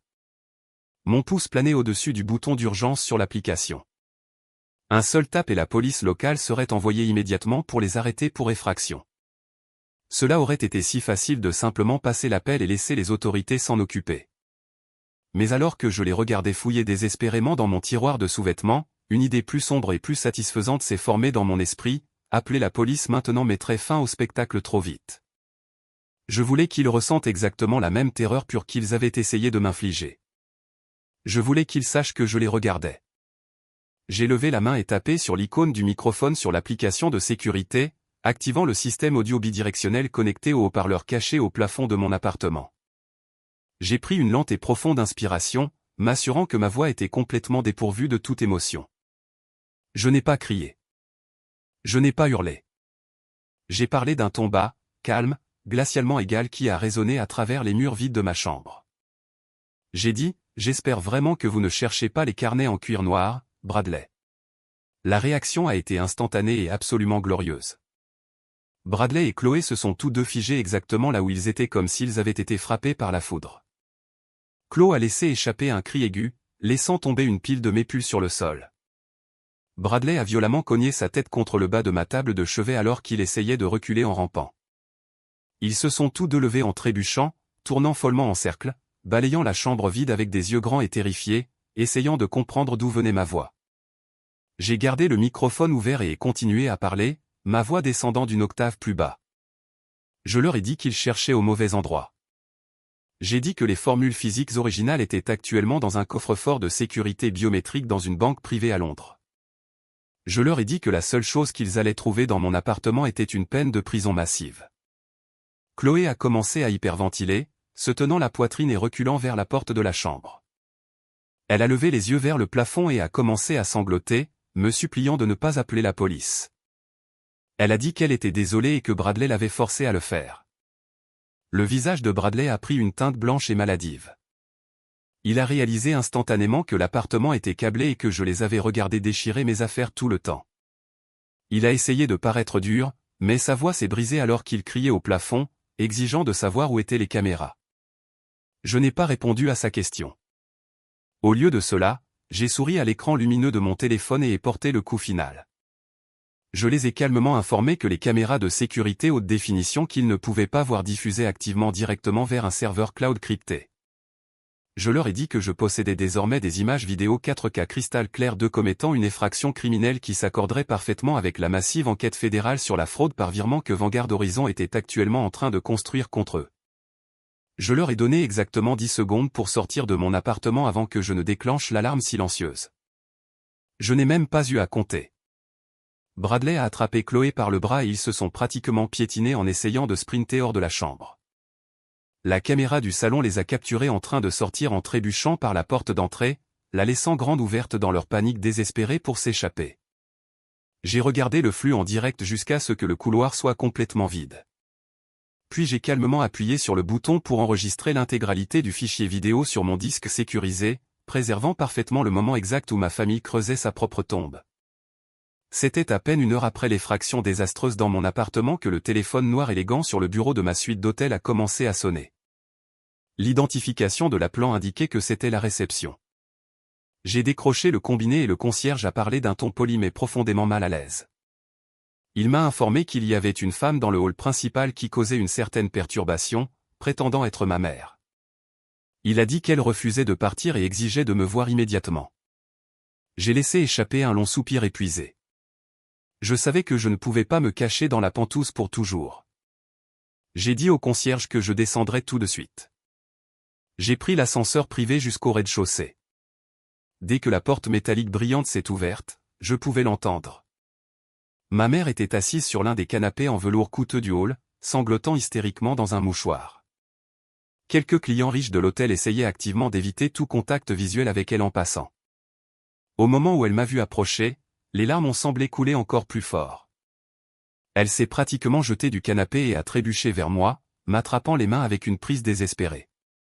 Son mascara coulait sur ses joues et ses cheveux habituellement parfaits étaient en désordre. Elle ressemblait à une femme brisée, mais je connaissais son jeu trop bien pour ressentir une sympathie immédiate. Elle a immédiatement lancé un lourd voyage de culpabilité émotionnelle juste là, au milieu du hall bondé. Sa voix était forte et vacillante alors qu'elle m'accusait d'intentionnellement torturer ma propre chair et mon sang. Elle haletait pour de l'air entre ses sanglots dramatiques, me disant que Bradley avait actuellement une crise de nerfs complète et que Chloé s'était enfermée dans la salle de bain, menaçant de faire quelque chose de terrible. Elle m'a regardé droit dans les yeux et m'a demandé comment je pouvais dormir la nuit en sachant que je détruisais à moi seul ma famille pour un malentendu commercial mesquin. Elle a dit que j'agissais complètement sans cœur et qu'une bonne fille n'essaierait jamais d'envoyer sa sœur en prison fédérale. J'ai calmement retiré mes mains de sa prise frénétique. Je n'ai pas élevé la voix, mais j'ai fait en sorte que mes mots soient assez tranchants pour traverser sa performance théâtrale. Je lui ai dit que ce n'était pas moi qui avais cambriolé une résidence privée en essayant de voler des documents d'entreprise. Je lui ai rappelé que Bradley et Chloé avaient choisi de commettre plusieurs crimes graves tout seuls et que Vanguard Horizon était celui qui se préparait à les détruire, pas moi. Je lui ai dit de rentrer chez elle et de dire à son précieux gendre d'engager un très bon avocat de la défense pénale parce qu'il allait absolument en avoir besoin. Je me suis retourné pour marcher vers l'ascenseur, prête à la laisser se noyer dans sa propre pitié. Mais avant que je puisse faire un seul pas, elle a laissé échapper un hurlement guttural et dévastateur qui a littéralement résonné sur les murs de marbre du hall. Elle est tombée à genoux juste là sur le sol impeccable de l'hôtel, s'accrochant au tissu coûteux de mon pantalon. Elle m'a supplié d'arrêter de marcher. Elle a dit qu'il y avait autre chose, quelque chose qu'elle ne m'avait pas dit à la fête parce qu'elle avait trop honte. Je me suis lentement retourné, regardant la femme qui avait passé toute ma vie à me faire sentir que je n'étais jamais assez. Elle tremblait violemment, me fixant avec une terreur pure et non diluée dans les yeux. Sa voix est descendue à un chuchotement rauque et désespéré alors que la terrible vérité sortait enfin de ses lèvres. Elle a confessé que la vente de 4 millions de dollars de mon entreprise nécessitait une garantie financière massive pour garantir le transfert. Vanguard Horizon avait exigé une garantie pour sécuriser le paiement initial avant que la propriété intellectuelle ne soit pleinement vérifiée. Elle a baissé les yeux sur le sol, incapable de croiser mon regard, et a admis qu'elle était allée dans mon dos et avait secrètement engagé l'acte de notre maison familiale ancestrale. La vaste maison de briques en banlieue, la maison que mon grand-père avait construite de ses propres mains, la maison qu'elle prisait au-dessus de tout le reste dans sa vie, était désormais légalement liée au contrat frauduleux de Bradley. Elle sanglotait de façon incontrôlable en me disant que la banque avait déjà émis un avis d'urgence. Parce que Vanguard Horizon avait gelé les fonds et déclaré une violation de contrat, la banque se préparait à exécuter l'accord de garantie. Si je ne remettais pas mes formules et ne sauvais pas l'accord, elle allait perdre la maison familiale d'ici la fin du mois. Elle avait littéralement parié tout l'héritage familial sur un schéma Ponzi sans valeur. Et maintenant elle me suppliait de payer sa dette.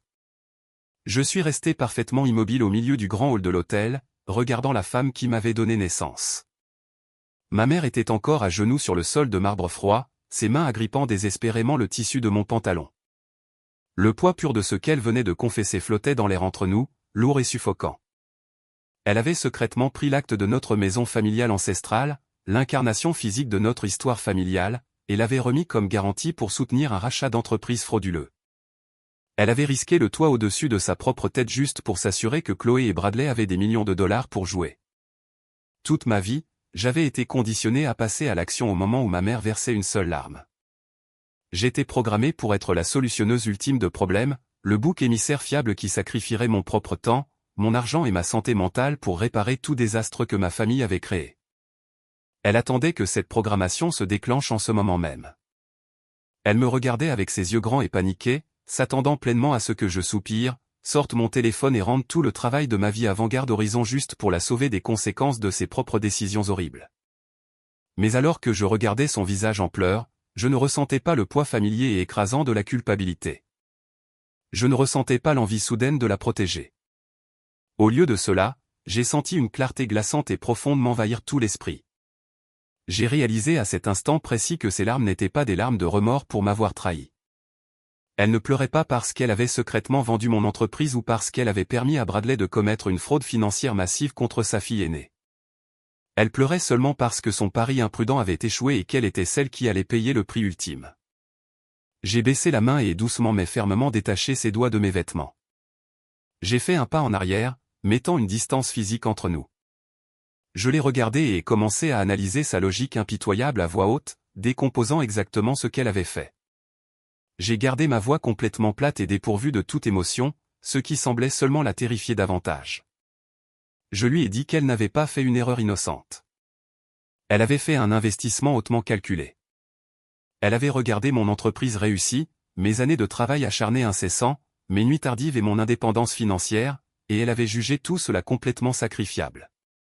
Je lui ai expliqué qu'elle avait volontairement choisi de sacrifier mon avenir pour financer l'empire technologique imaginaire de Chloé parce qu'elle valorisait le confort de Chloé plus qu'elle ne valorisait ma survie de base. Elle avait signé ces documents légalement contraignants, sachant exactement ce qu'elle faisait. La maison était un symbole de statut dans notre communauté. Ma mère organisait chaque Thanksgiving, chaque Noël et chaque réunion familiale dans cette vaste maison de briques juste pour pouvoir montrer sa vie parfaitement manucurée au reste du monde. Elle se souciait plus de l'apparence du succès que de la substance réelle. Et maintenant que son plan brillant s'était effondré, elle voulait que je intervienne et que je paie la rançon. Elle voulait que je remette volontairement la propriété intellectuelle, les formules et les marques déposées de Lumière London Holdings à une société de capital investissement de $1 milliard. Elle me demandait de détruire volontairement mon propre empire de plusieurs millions de dollars juste pour qu'elle puisse garder sa belle maison. Ma mère a laissé échapper un autre sanglot dramatique, secouant la tête d'avant en arrière. Elle m'a dit que j'étais cruel et analytique. Elle a dit que la famille était censée se pardonner et que la maison était la seule chose qui maintenait notre héritage ensemble. Elle m'a supplié de simplement leur donner les codes d'accès, prétendant que j'étais assez intelligente pour simplement recommencer une nouvelle entreprise à partir de zéro. Elle a réellement eu l'audace de suggérer que mon talent était renouvelable, mais que sa maison était irremplaçable. Elle a dit que l'impôt noir n'était qu'une réalité de notre culture et que je devais me mettre au niveau et être la plus grande personne pour sauver la famille de la ruine absolue. J'ai laissé échapper un rire court et amer qui a résonné dans le hall silencieux. Je lui ai dit que moins de 2 heures plus tôt, son précieux enfant doré et son brillant gendre avaient cambriolé mon appartement privé comme des criminels ordinaires. Ils avaient fouillé mes affaires personnelles, cherchant mes formules exclusives afin de me voler une deuxième fois. Je lui ai dit que même après tout ce qu'ils m'avaient fait, elle était encore là à prendre leur parti. Elle exigeait encore que le mouton noir de la famille s'allonge sur l'autel du sacrifice pour que l'enfant doré puisse s'en sortir sans une égratignure. Elle a ouvert la bouche pour argumenter, pour faire une autre excuse désespérée, mais j'ai levé la main et l'ai arrêtée. J'en avais complètement fini de jouer à ce jeu tordu. Le cordon émotionnel qui m'avait attaché à cette famille toxique pendant 32 ans a finalement claqué. Je l'ai regardé droit dans les yeux et ai délivré la vérité finale absolue. Je lui ai dit qu'elle avait parié tout notre héritage familial sur un tech bro blanc qui regarde secrètement de haut les personnes noires. Je lui ai dit que Bradley avait toujours vu notre famille comme rien de plus qu'une ressource commode pour financer ses propres échecs pathétiques. Elle lui avait remis les clés du royaume simplement parce qu'il portait des costumes coûteux et parlait avec une confiance imméritée. Elle avait échangé la fille qu'il aimait et la soutenait réellement contre un escroc qui faisait maintenant face à la prison fédérale. Je lui ai dit que je n'allais pas la sauver. Je n'allais pas donner à Vanguard Horizon une seule pièce de ma propriété intellectuelle. Je lui ai dit qu'elle avait fait un mauvais pari et que maintenant la banque venait encaisser. Je l'ai regardé droit au visage et lui ai dit de rentrer chez elle et de faire payer la dette à Bradley. Ma mère s'est figée, la bouche légèrement ouverte, les yeux grands d'horreur absolue. Elle a enfin réalisé que ses larmes n'avaient plus aucun pouvoir sur moi. L'approvisionnement infini de pardon inconditionnel qu'elle avait exploité pendant des décennies avait complètement disparu. Elle a tendu la main vers moi une dernière fois, chuchotant mon nom d'une voix fragile et brisée, mais je n'ai pas tendu la main en retour. Je me suis retourné sur mes talons, le bruit de mes chaussures claquant vivement contre le sol de marbre. Je suis allé droit vers les ascenseurs privés, gardant la tête haute. Les portes en acier se sont ouvertes et je suis entré à l'intérieur sans jamais regarder en arrière. Laissant ma mère sangloter seule dans le hall alors que les portes se refermaient. J'ai pris l'ascenseur privé tout le chemin jusqu'à la suite Pentouse, écoutant le doux bourdonnement de la machinerie. Pour la première fois de toute ma vie, je ne ressentais pas un seul brin de culpabilité à propos du fait de m'éloigner de ma mère. La chaîne psychologique qui m'avait attaché à ces demandes constantes était complètement brisée. Je me suis approché de la fenêtre du sol au plafond et ai regardé la ville lumineuse en dessous. Je savais que mon refus de remettre les formules était le clou final dans leur cercueil, mais je ne réalisais pas à quelle vitesse incroyable le marteau allait tomber. Vanguard Horizon n'était pas une entreprise qui attendait des excuses. Quand une société de capital investissement de $1 milliard se fait frauder, elle ne demande pas simplement son argent en retour. Elle cherche une destruction totale absolue.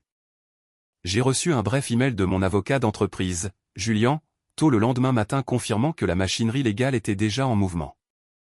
Vanguard Horizon avait travaillé toute la nuit à rédiger une massive poursuite fédérale contre Bradley, sa société de gestion et ma mère. Il cherchait officiellement des dommages punitifs massifs pour fraude commerciale intentionnelle, violation de contrat et fausses déclarations grossières. J'ai appris les détails exacts de ce qui s'est passé ensuite de mon enquêteur privé, David, qui avait un contact assis dans une voiture garée dans la rue en face de la maison de ma mère, gardant un œil sur Bradley. Il était juste passé 10 heures du matin lorsqu'une berline sombre non marquée s'est arrêtée dans l'allée circulaire impeccable de ma maison familiale ancestrale. Deux hommes en costume gris élégant sont sortis du véhicule en portant d'épaisses piles lourdes de documents légaux dans des enveloppes en papier craft épaisse. Ils ont monté le chemin de briques jusqu'au porche avant et ont fermement sonné à la porte. À l'intérieur de la maison, l'atmosphère était déjà un cauchemar suffocant de paranoïa et de panique. Ma mère était rentrée de l'hôtel la nuit précédente les mains vides et complètement dévastée. Elle avait été forcée de dire à Bradley et à Chloé que j'avais froidement refusé de les sauver et que la banque avançait avec la saisie de la garantie. Ils avaient passé toute la nuit à argumenter et à faire les 100 pas, attendant que la hache inévitable tombe. Quand la sonnette a retenti, ils ont probablement pensé que c'était moi qui revenais enfin à la raison pour les sortir du pétrin. Ma mère a ouvert la lourde porte en chêne, les yeux rouges et gonflés d'avoir pleuré toute la nuit. Les deux hommes en costume gris n'ont pas souri. Ils ont demandé à confirmer son identité puis ont demandé Bradley, qui se tenait juste derrière elle dans le vestibule, ayant l'air épuisé et acculé. Au moment où ils ont confirmé leur nom, les hommes ont simplement remis les épaisses piles de paperasse. Ils ont déclaré à voix haute et claire qu'ils servaient officiellement une citation à comparaître devant un tribunal fédéral et un avis de saisie d'actifs au nom de Vanguard Horizon. Puis ils se sont retournés à leur voiture et sont partis, laissant ma mère et Bradley debout dans l'embrasure ouverte de la porte, tenant le poids physique de leur propre ruine. Bradley a arraché les documents des mains de ma mère et a déchiré les enveloppes juste là dans l'entrée alors que ses yeux balayaient frénétiquement le jargon juridique dense, les derniers lambeaux restants de sa façade charmante de la Silicon Valley se désintégrant complètement. La poursuite déclarait explicitement que, en raison de la clause d'indemnité personnelle qu'ils avaient signée, le voile corporatif avait officiellement été percé. Vanguard Horizon ne poursuivait pas seulement pour les 4 millions de dollars qu'ils avaient gelés. Il venait pour chaque centime que Bradley et ma mère possédaient afin de couvrir les frais légaux et les pénalités financières massives pour fraude d'entreprise. La société de capital investissement avait déjà déposé des injonctions pour geler leurs comptes bancaires personnels et placer des privilèges sur tout véhicule ou bien à leur nom. La terreur pure de la situation a finalement brisé Bradley complètement.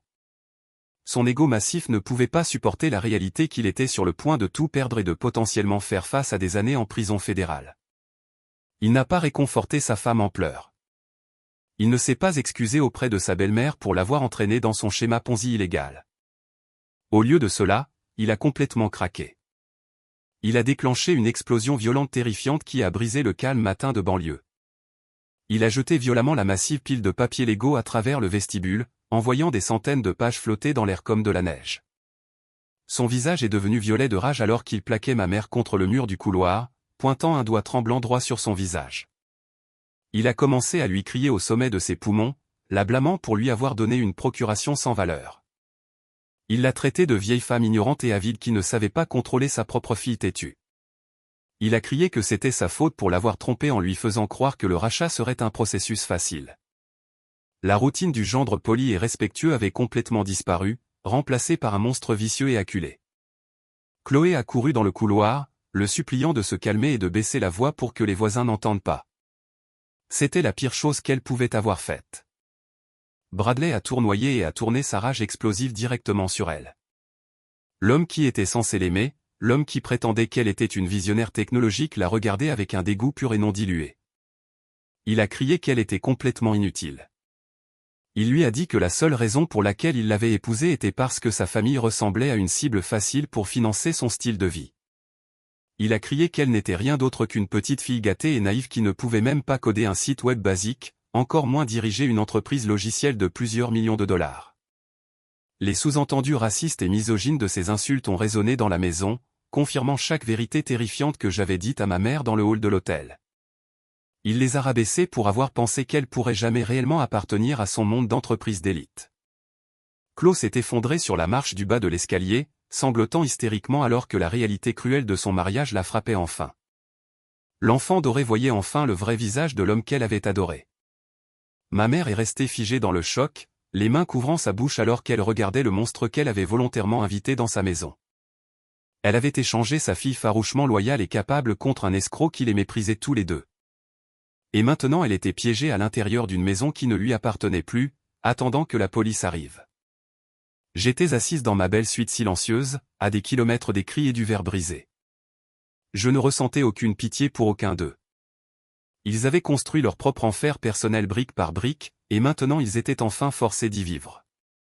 Les singes volants étaient silencieux. La banque appelait, et les murs se refermaient rapidement. Leur plan désespéré de sacrifier mon avenir n'avait fait qu'accélérer leur propre destruction totale. Et la meilleure partie absolue était que je n'avais pas eu à lever un seul doigt pour que cela arrive.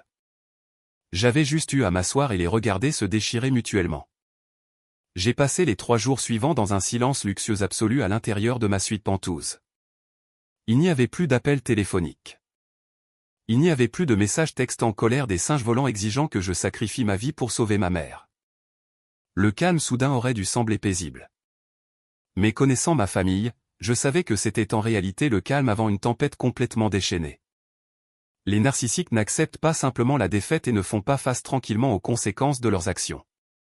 Quand ils sont acculés, ils redoublent de leurs illusions. Je ne savais simplement pas à quel point ils étaient devenus délirants jusqu'à ce que mon enquêteur privé, David, m'appelle le jeudi après-midi. David semblait presque impressionné par la stupidité imprudente pure de ce qu'il avait découvert.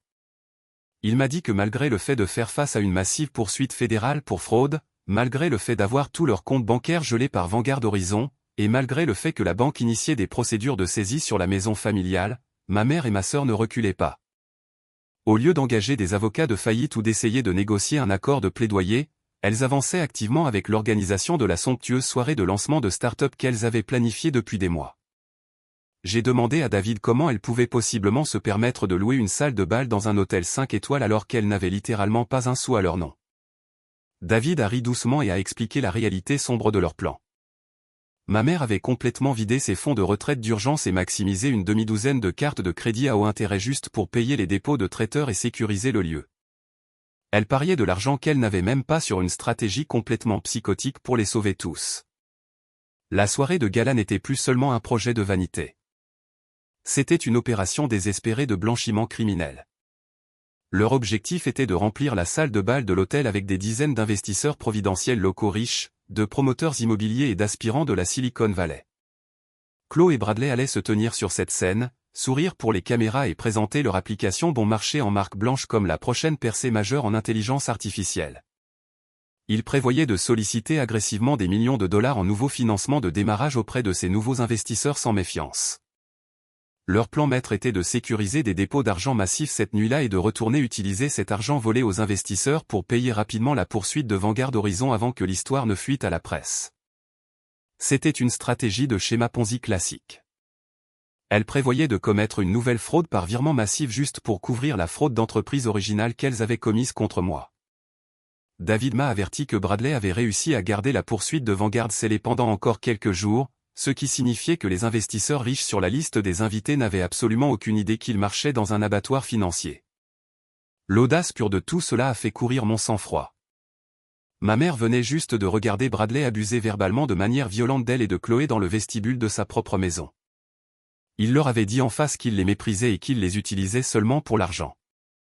Pourtant ma mère et Chloé étaient encore prêtes à mettre des robes de soirée coûteuses et à se tenir à côté de lui en jouant le rôle de la famille heureuse parfaite juste pour maintenir les apparences et éviter l'humiliation publique. Elles choisissaient de risquer la prison fédérale plutôt que d'admettre au monde qu'elles avaient échoué. Plus tard ce soir-là, il y a eu un coup doux à la porte de ma suite. Le concierge de l'hôtel avait apporté un plateau argenté portant une épaisse enveloppe noire avec mon nom écrit en calligraphie dorée tourbillonnante. J'ai pris l'enveloppe, remercié le concierge et l'ai portée près de la fenêtre. Elle était épaisse, lourde et criait un luxe désespéré. J'ai brisé le seau de cire et sorti une carte d'invitation rigide et gaufrée. C'était un laissez-passer VIP pour la soirée de lancement prévue pour le samedi soir suivant à l'hôtel Grand Plaza. Voir les détails extravagants imprimés sur leur invitation de fausses start-up technologiques a envoyé une nouvelle vague de dégoût dans mon estomac. Elles essayaient de profiter de la réputation de marque légitime que j'avais passé 7 ans à construire dans la ville en réservant exactement le même lieu où j'avais organisé mon premier lancement de produit majeur. Mais c'était la note manuscrite glissée derrière l'invitation qui a vraiment solidifié mon prochain mouvement. Elle était écrite par Chloé sur son papier à lettres monogrammées personnalisées. Elle n'a pas écrit un seul mot d'excuse pour avoir cambriolé mon appartement ou essayé de voler mes formules. Au lieu de cela, la note dégoulinait de condescendance toxique pure. Elle a écrit qu'elle savait que nous avions vécu un petit malentendu familial récemment, mais qu'elle était prête à être la plus grande personne et à m'inviter à sa soirée spéciale. Elle a réellement écrit qu'il serait bon pour moi de prendre une nuit de congé de mélange de mes petites huiles de parfum et de venir voir à quoi ressemble une vraie histoire de succès d'entreprise de plusieurs millions de dollars. Elle a dit qu'elle espérait que voir son obtention d'un financement massif de la Silicon Valley m'inspirerait à penser plus grand à propos de ma propre vie de petite envergure. Elle a terminé la note en me disant de m'assurer de porter quelque chose d'approprié parce qu'il y aurait des photographes de la haute société présents et qu'elle ne voulait pas que j'embarrasse la famille devant les vraies élites. Je suis resté là à fixer l'écriture cursive dorée, sentant un sourire lent et dangereux se répandre sur mon visage. Elle pensait qu'elle avait gagné. Elle croyait sincèrement que parce que j'étais parti, j'étais trop intimidé pour riposter. Elle pensait que son empire technologique faux et sa salle de bal louée la rendaient intouchable. Elle voulait que je vienne et que je sois témoin de son grand triomphe. Elle voulait me frotter le visage dans son succès imaginaire, inconsciente du fait que son monde entier était construit sur du sable. Je me suis approché de la penderie et ai passé mes doigts sur le sac de protection suspendu à l'intérieur. Il contenait le costume de pouvoir de créateur sur mesure que j'avais acheté à Londres pour célébrer la restructuration de ma société mère. Il était tranchant, élégant et commandait une autorité absolue. J'ai réalisé à cet instant que je ne pouvais pas simplement les laisser escroquer des dizaines de personnes innocentes pour sauver leur propre peau. Si ma famille voulait que je sois témoin de leur moment décisif, j'allais leur donner exactement ce qu'elles avaient demandé. J'ai sorti mon téléphone et composé le numéro de Julian, mon avocat d'entreprise, lui disant d'annuler mon vol de retour vers Londres. Je lui ai dit que j'avais une soirée de gala à laquelle assister et que j'avais besoin qu'il m'envoie par coursier express un ensemble très spécifique de documents légaux certifiés parce que la fausse reine de la Silicon Valley voulait un spectacle et que j'étais sur le point de lui donner le grand final d'une vie. Le samedi soir est arrivé avec un ciel gris lourd qui correspondait parfaitement à mon humeur froide et calculatrice. Je me suis tenu devant le miroir du sol au plafond dans ma suite pentouse, regardant le reflet d'une femme que ma famille avait complètement sous-estimée. Le sac de protection gisait ouvert sur le lit blanc impeccable. J'ai glissé la main à l'intérieur et sorti le costume de pouvoir vert émeraude foncé sur mesure que j'avais acheté au cœur de Londres. Le tissu était riche et lourd, coupé avec une précision absolue pour commander le respect dans n'importe quelle salle de conseil d'administration du monde. Alors que je glissais le blazer sur mes épaules, cela ressemblait à enfiler une armure. Toute ma vie, on m'avait dit de me rapetisser pour que Chloé puisse briller. On m'avait dit que mes vêtements, mes ambitions et mon entreprise étaient secondaires à tout ce que ma sœur voulait faire. Mais ce soir, je n'étais plus le bouc émissaire obéissant se cachant dans l'ombre. J'étais l'architecte de mon propre empire, et je m'habillais pour un enterrement. Je me suis approché du bureau en acajou où une épaisse enveloppe de coursier express de Londres m'attendait. Mon avocat d'entreprise, Julian, avait accéléré la livraison exactement comme je l'avais demandé. J'ai déchiré le rabat en carton lourd et fait glisser la pile impeccable de documents légaux certifiés sur la surface polie en bois. Ce n'était pas seulement des dépôts d'entreprise standards. C'était l'arme ultime dont j'avais besoin pour démanteler complètement l'empire technologique faux de Bradley et Chloé devant un public. J'ai passé mes mains sur le papier épais, sentant le poids de la vérité dans mes doigts. La pile incluait la citation à comparaître officielle devant un tribunal fédéral déposé par Vanguard Horizon, complète avec les mandats de saisie d'actifs qui étaient actuellement en train de détruire la vie de ma mère. Elle incluait aussi le rapport médico-légal financier détaillé que mon enquêteur privé David avait compilé. Le rapport prouvait avec une clarté absolue et indéniable que la start-up de Chloé n'était rien de plus qu'une application de chatbot bon marché en marque blanche utilisée pour blanchir de l'argent et financer les dettes de jeu de Bradley. Et juste au-dessus de la pile se trouvait une clé USB haute résolution. La clé contenait les images vidéo 4K cristal clair des caméras de sécurité de Bradley et Chloé en train de déchirer mon appartement comme des voleurs ordinaires cherchant désespérément les formules qu'ils ne pouvaient pas voler légalement. J'ai emballé les documents et la clé USB en toute sécurité dans ma mallette en cuir noir élégante, m'assurant que chaque pièce de preuve était en ordre parfait. Mais je connaissais trop bien ma famille. Je savais que montrer simplement et crier la vérité du fond de la salle de bal ne serait jamais suffisant. Ma mère et Bradley prospéraient sur la manipulation et le gaslighting. Si je causais simplement une scène, Bradley tournerait facilement le récit, me faisant passer pour la sœur aînée jalouse et folle essayant de gâcher la grande nuit de Chloé. Il jouerait la victime et la foule riche croirait probablement le charmant fondateur tech blanc plutôt que la femme noire en colère. J'avais besoin que le public soit préparé.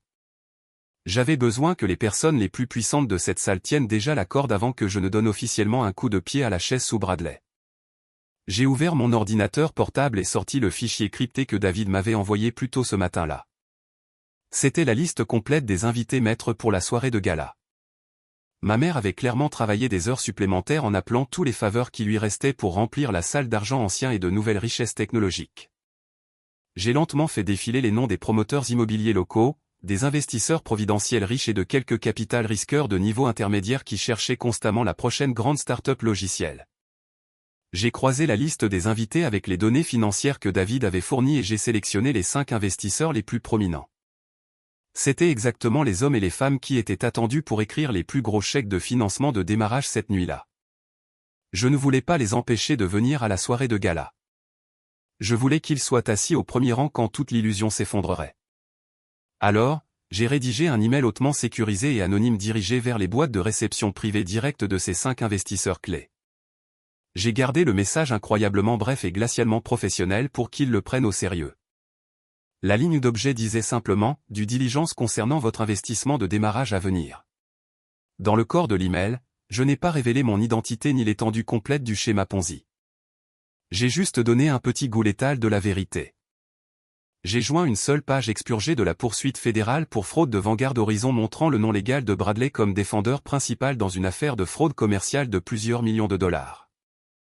J'ai ajouté une courte note polie leur conseillant de demander spécifiquement aux fondateurs à propos de leurs actifs bancaires actuellement gelés avant de signer tout engagement financier contraignant ce soir.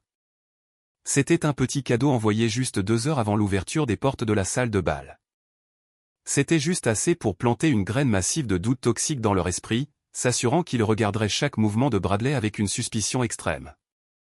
Mon dernier appel téléphonique de la soirée était le plus dangereux, mais il était absolument nécessaire.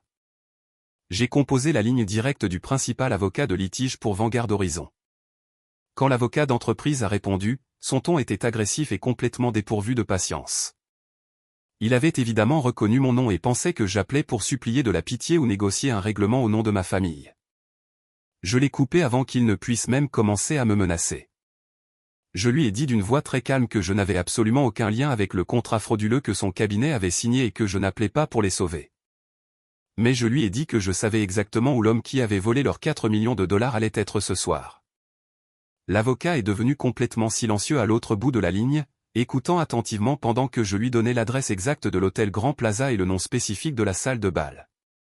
J'ai mentionné nonchalamment que Bradley organisait actuellement un événement public luxueux en essayant activement de solliciter des millions de dollars auprès de nouveaux investisseurs tout en étant sous une enquête fédérale active pour fraude. J'ai suggéré que si Vanguard Horizon voulait s'assurer que leur cible principale ne s'enfuyait pas avec de l'argent d'investisseurs fraîchement blanchis, ils pourraient vouloir envoyer quelques-uns de leurs propres représentants légaux à la fête. L'avocat ne m'a pas remercié. Il n'a pas dit un autre mot. Il a simplement raccroché. Mais je savais exactement ce qu'il allait faire. Vanguard Horizon était une machine financière de $1 milliard qui ne tolérait pas d'être embarrassée ou ignorée. Ils allaient envoyer leurs pires requins d'entreprise et potentiellement les forces de l'ordre local directement à l'hôtel. J'ai fermé mon ordinateur portable et vérifié mon reflet dans le miroir une dernière fois. Le costume vert émeraude foncé s'ajustait parfaitement, épousant ma silhouette avec une autorité silencieuse. Mes cheveux étaient tirés en arrière dans un style élégant et lisse qui laissait mon visage complètement exposé et imperturbable. J'ai enfilé une paire de talons de créateur qui claquaient vivement contre le parquet, résonnant à travers la chambre d'hôtel silencieuse comme le tic-tac d'une bombe. J'ai pris ma mallette en cuir et suis sorti de la suite Penthouse. Ma famille voulait que je sois témoin de ce à quoi ressemblait le vrai succès. Elle voulait que je m'asseye au fond de la salle et les regarde sécuriser leur faux héritage pendant que je m'effaçais en arrière-plan. Mais elles étaient sur le point d'apprendre une leçon dévastatrice sur ce qui arrive quand on invite le bouc émissaire à l'abattoir. Je suis entré dans l'ascenseur et ai appuyé sur le bouton pour le hall, complètement prête à brûler leurs beaux mensonges jusqu'au sol. L'hôtel Grand Plaza était un monument imposant à l'argent ancien et au prestige situé en plein cœur de la ville. Alors que ma berline noire s'arrêtait au voiturier, je pouvais voir d'énormes projecteurs balayer les nuages gris lourds dans le ciel nocturne. Ma mère n'avait clairement épargné aucune dépense pour cette mascarade désespérée. Je suis sorti de la voiture et ai marché à travers les portes tournantes en verre dans le hall principal, laissant les sons doux et élégants d'un quatuor à cordes en direct me guider vers la grande salle de bal. L'entrée était flanquée de massifs arrangements floraux d'orchidées blanches et d'écrans numériques géants affichant le logo minimaliste élégant de la fausse start-up d'intelligence artificielle de Chloé. J'ai remis mon invitation VIP à l'attendant à la porte. Il l'a scanné, m'a fait un hochement de tête respectueux et a ouvert les lourds rideaux en velours. L'échelle pure de l'illusion financière à l'intérieur était à couper le souffle. Il y avait des sculptures de glace imposantes, des tours de champagne et des serveurs en smoking blanc impeccable se faufilant à travers la foule en portant des plateaux argentés de caviar et d'amuse-bouche coûteux. Ma mère avait littéralement maximisé des cartes de crédit qu'elle ne pourrait jamais rembourser juste pour créer une illusion de richesse infinie. Je me suis arrêté en haut du grand escalier surplombant la salle de bal en contrebas. Je ne me suis pas précipité. Je suis resté là, laissant la lumière ambiante du lustre capter le tissu riche et lourd émeraude de mon costume de pouvoir sur mesure. Il n'a fallu que quelques secondes pour que les gens commencent à remarquer ma présence. Les têtes ont commencé à se tourner et des chuchotements curieux ont parcouru la foule alors que les invités riches prenaient en compte mon attitude complètement imperturbable. Je ne portais pas une robe de bal louée ni n'essayais de ressembler à une mondaine désespérée. Je ressemblais à une femme qui possédait tout le bâtiment. Mes yeux ont balayé l'immense salle et se sont verrouillés directement sur ma famille. Ma mère et Chloé se tenaient près de la scène principale en tenant court avec un groupe de messieurs plus âgés. Au moment où ma mère m'a vu, le faux sourire de pratique a complètement disparu de son visage. Elle a poussé Chloé, qui s'est retournée et a littéralement laissé tomber sa flûte de champagne en cristal. Elle s'est brisée contre le sol de marbre poli, envoyant un crash sec résonner à travers ce côté de la salle. Elle s'attendait à ce que je me cache honteuse à la maison ou que je me présente l'air brisé et jalouse. Me voir projeter un pouvoir absolu et une confiance inébranlable a complètement court-circuité leur cerveau fragile. J'ai lentement descendu les larges marches en marbre, glissant dans la salle bondée avec une posture parfaite. Je ne suis pas allé vers elle. Je connaissais les règles psychologiques des dynamiques de pouvoir mieux qu'elle ne le ferait jamais. Si j'allais vers elle, cela aurait l'air que je cherchais leur approbation ou que j'essayais de commencer une dispute familiale mesquine. Au lieu de cela, je suis allé droit au bar principal, et commandé une eau pétillante avec une touche de citron vert et les ai laissés venir à moi. Cela n'a pas pris longtemps du tout. Bradley avait travaillé de l'autre côté de la salle, mais il a rapidement remarqué que plusieurs investisseurs providentiels prominents regardaient dans ma direction, chuchotant favorablement à propos de la femme confiante en costume émeraude. Son ego massif et fragile ne pouvait pas supporter le changement soudain d'attention. Il avait désespérément besoin d'affirmer sa dominance et de prouver à toute la salle qu'il était l'alpha mâle en charge de ce récit d'entreprise. Il a agressivement rassemblé 3 des investisseurs les plus riches de la salle et exactement les mêmes hommes que j'avais secrètement emmêlés juste 2 heures plus tôt et les a fait marcher directement vers l'endroit où je me tenais. Il a jeté son bras lourdement autour de mon épaule dans une étreinte fausse et trop familière qui m'a donné la chair de poule. Il a parlé fort, s'assurant absolument que les invités environnants pouvaient entendre chaque mot. Il m'a présenté aux investisseurs comme la sœur aînée de sa femme, jouant le rôle du fondateur technologique bienveillant et réussi, s'amusant avec un membre de sa famille en difficulté. Il a ri sombrement et leur a dit que je gérais une mignonne petite boutique en centre-ville vendant des bougies parfumées et des huiles de bain. Il a littéralement tapoté mon épaule et a dit que c'était si adorable à quel point j'étais passionné par mon petit passe-temps de détail, mais que ce soir était tout à propos de me montrer à quoi ressemblait une vraie technologie d'entreprise scalable. Il a dit aux investisseurs importants que j'étais juste là pour prendre des notes afin que peut-être un jour je puisse me permettre d'ouvrir un deuxième kiosque de centre commercial. Il essayait activement de m'humilier. Il voulait me cadrer comme une commerçante mathématiquement illettrée qui n'avait absolument pas sa place dans une salle pleine de capital risqueurs chevronnés. Je n'ai pas bronché, et je ne me suis certainement pas ému. J'ai calmement fait un pas hors dessous son bras lourd et suffocant, pris une lente gorgée de mon eau pétillante et offert aux investisseurs un sourire chaleureux et hautement professionnel. Je leur ai dit que c'était un plaisir sincère de les rencontrer et que Bradley était toujours si incroyablement humble à propos de ses propres aventures d'entreprise. Puis j'ai tourné mon regard vers Bradley, verrouillant les yeux avec lui. J'ai gardé ma voix parfaitement agréable mais imprégnée d'une précision tranchante comme un rasoir. Je lui ai dit que puisque nous discutions publiquement de technologie d'entreprise scalable, j'étais en réalité profondément curieuse à propos de l'architecture financière sous-jacente de l'application de Chloé. Je lui ai demandé directement comment il gérait actuellement son coût d'acquisition de clients par rapport à la valeur à vie projetée de la base d'utilisateurs, surtout en considérant les taux de churn notoirement élevés typiquement associés aux applications de chat bon marché en marque blanche. Le sourire arrogant et suffisant sur le visage de Bradley s'est complètement figé en place. Il a cligné des yeux plusieurs fois, sa bouche s'ouvrant et se fermant silencieusement comme un poisson sorti de l'eau. Les 3 investisseurs providentiels riches ont immédiatement arrêté de sourire et se sont penchés beaucoup plus près, fixant intensément Bradley, attendant sa réponse. C'étaient des hommes d'affaires sérieux et impitoyables qui traitaient avec des dizaines de millions de dollars chaque jour, et ils ont instantanément reconnu que je venais de poser une question fondatrice hautement sophistiquée sur la survie de base de son entreprise. Bradley a déplacé son poids nerveusement et a essayé de laisser échapper un faux rire tonitruant pour balayer ça. Il a passé une main moite dans ses cheveux et a commencé à lancer des mots à la mode de la Silicon Valley aléatoire qui n'avaient absolument aucun sens logique dans le contexte de ma question spécifique.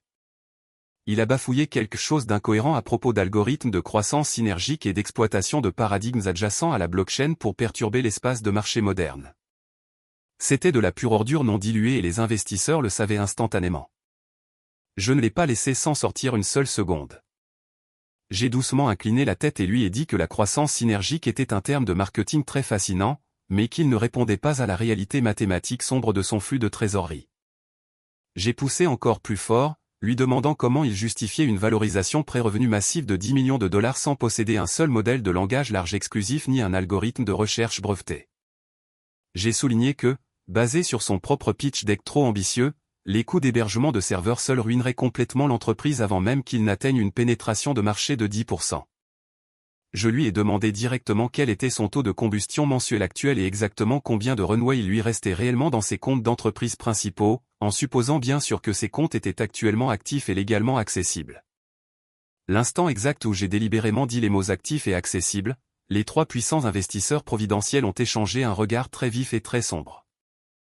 L'email sécurisé anonyme que je leur avais envoyé les avait spécifiquement avertis de demander au fondateur à propos des actifs bancaires gelés.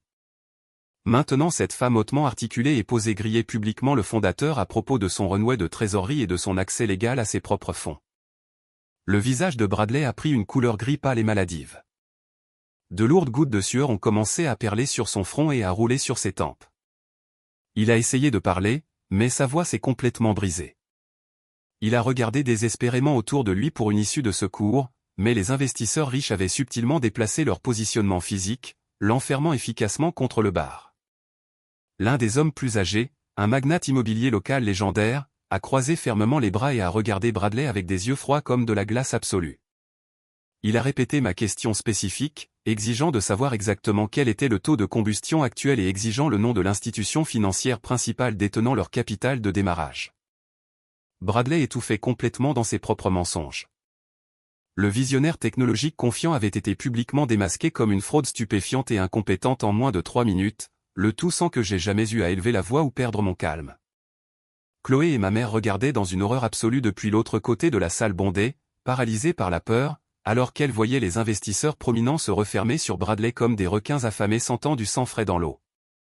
Le piège avait été parfaitement tendu. Le public d'élite était maintenant incroyablement hostile et suspicieux, et l'événement principal de la soirée était sur le point de commencer avant que Bradley ne puisse même tenter de formuler un autre mensonge pathétique. Les lustres en cristal lourd au-dessus de nous se sont lentement atténués jusqu'à une lueur douce. Le quatuor à cordes en direct est passé en douceur à une dernière corde fade, et un projecteur blanc vif s'est allumé, illuminant la grande scène à l'avant de la salle de bal. C'était l'heure de l'événement principal. Chloé a pris une profonde inspiration, lissant le devant de sa robe de créateur coûteuse, et a commencé à marcher vers le pupitre. Elle avait l'air absolument terrifiée. Elle avait clairement vu Bradley transpirer et trébucher à travers sa conversation avec le magnate immobilier, et elle savait que l'atmosphère dans la salle avait soudainement tourné incroyablement froide. Mais elle était trop engagée pour s'arrêter maintenant. Elle est montée les quelques marches et s'est tenue derrière le pupitre en verre élégant, prête à délivrer son pitch vide répété et à demander désespérément à ces personnes riches de remettre leur argent pour sauver son mari de la prison fédérale. Je savais que c'était ma fenêtre d'opportunité exacte. J'ai doucement posé mon verre d'eau pétillante sur le bar en marbre poli. J'ai pris ma mallette en cuir noir, sentant le poids lourd et réconfortant des documents légaux certifiés à l'intérieur. Je ne me suis pas précipité et je n'ai pas couru. J'ai marché à travers la foule avec le rythme lent et mesuré d'une femme qui contrôlait complètement tout le bâtiment. Alors que j'approchais de la scène, j'ai vu 2 grands gardes de sécurité de l'hôtel debout au bas des marches. Ma mère les avait probablement engagés spécifiquement pour me tenir éloigné du microphone si j'essayais de causer une scène, mais les gardes de sécurité d'hôtel sont formés pour lire le langage corporel et la confiance. Je n'ai pas hésité ni détourné le regard. J'ai regardé le garde en chef droit dans les yeux, lui ai fait un hochement de tête professionnel vif et ai continué à marcher droit devant lui. Mon manque absolu d'hésitation l'a fait supposer que j'étais une exécutive faisant partie de la présentation prévue. Il a réellement fait un pas en arrière et a dégagé le chemin pour moi sans dire un seul mot. Chloé venait juste de tendre la main pour ajuster le microphone sans fil quand elle m'a vu monter les marches. Ses yeux se sont agrandis de panique pure. Sa bouche est tombée ouverte, mais aucun son n'est sorti. Elle s'est figée complètement paralysée comme un cerf pris dans les phares d'un camion arrivant. Je suis monté droit au pupitre en verre, me tenant épaule contre épaule avec ma jeune sœur. Je ne l'ai pas regardée avec colère. Je l'ai juste regardée avec une pitié froide. J'ai simplement tendu la main et pris doucement le microphone de ses doigts tremblants. La réaction dans la salle de bal a été instantanée et absolue. Le bourdonnement bas des bavardages riches s'est complètement évaporé. Le tintement des verres à champagne s'est arrêté entièrement. Des centaines de personnes hautement influentes ont fixé la scène dans un silence de mort, attendant de voir ce qui allait se passer ensuite. Les 3 puissants investisseurs à qui j'avais parlé au bar ont réellement fait quelques pas en avant, me regardant avec un calcul intense. Ils venaient juste de me regarder démanteler le fondateur masculin, et maintenant j'étais debout sur la scène principale tenant le microphone pendant que la fondatrice féminine avait l'air sur le point de s'évanouir. Puis le silence suffocant a été violemment brisé par ma mère. Evelyne a sauté de son siège réservé au tout premier rang, le visage tordu de rage frénétique pure. Elle a pointé un doigt tremblant vers moi et a commencé à crier au sommet de ses poumons. Elle a crié aux gardes de sécurité de monter et de me traîner en bas immédiatement. Elle m'a traité de folle jalouse et a crié à l'audience que j'étais juste une membre de la famille amère et arrangée essayant de gâcher une belle soirée. Sa voix aiguë et désespérée a résonné terriblement à travers l'immense salle, faisant physiquement grimacer et s'éloigner plusieurs invités d'élite. Les gardes de sécurité au bas des marches ont eu l'air confus et ont commencé à avancer pour intervenir, mais je ne les ai pas laissés faire. J'ai porté le microphone à ma bouche et parlé pour la toute première fois. Ma voix ne tremblait pas. Elle n'était pas en colère. Elle était profondément calme et projetée avec une autorité dévastatrice absolue à travers les énormes haut-parleurs. J'ai dit aux gardes de se tenir tranquilles, leur conseillant qu'ils ne voulaient pas s'impliquer physiquement dans une enquête fédérale active pour fraude. Les gardes se sont immédiatement arrêtés net et ont reculé. Ma mère a laissé échapper un fort halètement, se tenant la poitrine comme si elle avait été tirée dessus. Toute la salle a retenu son souffle collectif, complètement captivée par la femme en costume émeraude qui venait de détourner le mensonge le plus coûteux de la ville. J'ai posé ma mallette en cuir noir sur le pupitre en verre et ouvert les loquets métalliques, prête à déchaîner l'enfer absolu. J'ai sorti la clé USB haute résolution de la poche doublée de velours de ma mallette. Le technicien audiovisuel assis dans la cabine sonore au fond de la salle avait reçu l'instruction de Bradley de jouer tout média qui lui serait remis depuis la scène principale. J'ai regardé directement le jeune travailleur tech et élevé la clé argentée. Je lui ai dit d'une voix claire et autoritaire de la brancher dans la console principale et d'appuyer sur lecture immédiatement. Il a hésité pendant une fraction de seconde, regardant nerveusement entre moi et Bradley. Mais l'autorité absolue dans mon ton ne laissait aucune place au débat. Il a pris la clé, l'a branchée et a tapé sur son clavier. L'écran LED massif qui s'étendait sur tout le mur arrière de la scène s'est allumé en vacillant. Bradley et Chloé avaient promis à l'audience un pitch deck futuriste élégant plein de graphiques d'intelligence artificielle et de tableaux de revenus projetés.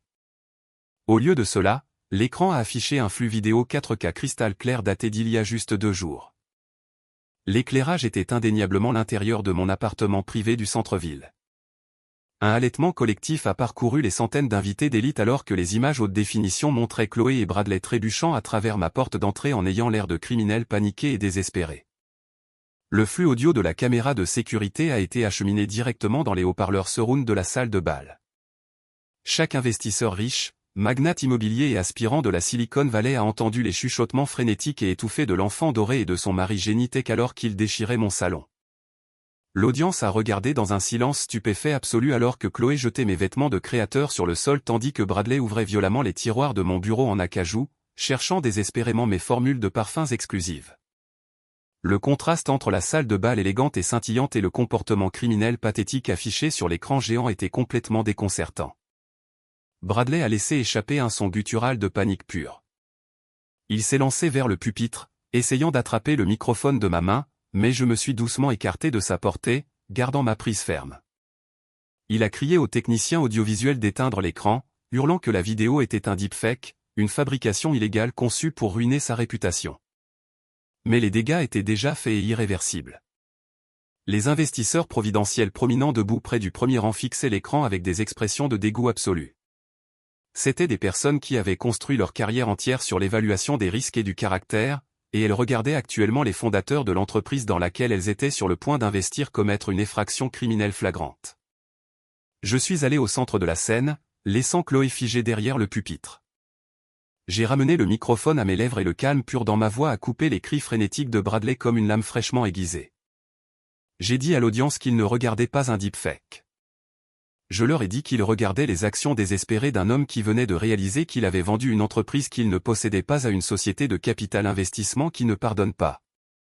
J'ai glissé la main dans ma mallette et sorti l'épaisse pile de documents légaux certifiés que j'avais reçus de Londres. J'ai tenu les papiers lourds en l'air pour que toute la salle puisse les voir. J'ai annoncé clairement et méthodiquement que le document dans ma main était une citation à comparaître devant un tribunal fédéral active et un mandat de saisie d'actifs déposé par Vanguard Horizon. J'ai lu les accusations principales à voix haute, laissant les termes légaux dévastateurs résonner à travers la salle de bal silencieuse, fraude commerciale intentionnelle, violation de contrat et fausses déclarations grossières. J'ai regardé directement les 3 puissants investisseurs que j'avais acculés au bar plus tôt et leur ai dit que Vanguard Horizon avait déjà réussi à geler chaque compte bancaire lié à Bradley et à sa société de gestion. Chloé a laissé échapper un sanglot fort et pathétique, enfouissant son visage dans ses mains. Mais je ne me suis pas arrêté. La gifle combinée devait être absolue. J'ai tourné mon attention vers la fausse start-up technologique qui avait servi d'excuse pour tout ce cauchemar luxueux. J'ai sorti le rapport médico-légal financier compilé par mon enquêteur privé. J'ai regardé la mère de visage riche et leur ai dit la vérité la plus laide absolue de la soirée. J'ai expliqué que l'application révolutionnaire d'intelligence artificielle de Chloé n'était rien de plus qu'un chatbot en marque blanche de 5 000 $ acheté auprès d'un développeur offshore en faillite. Les murmures dans la foule se sont instantanément transformés en exclamations fortes et en colère. Les gens réalisaient en temps réel qu'ils avaient été invités à une arnaque de haute société.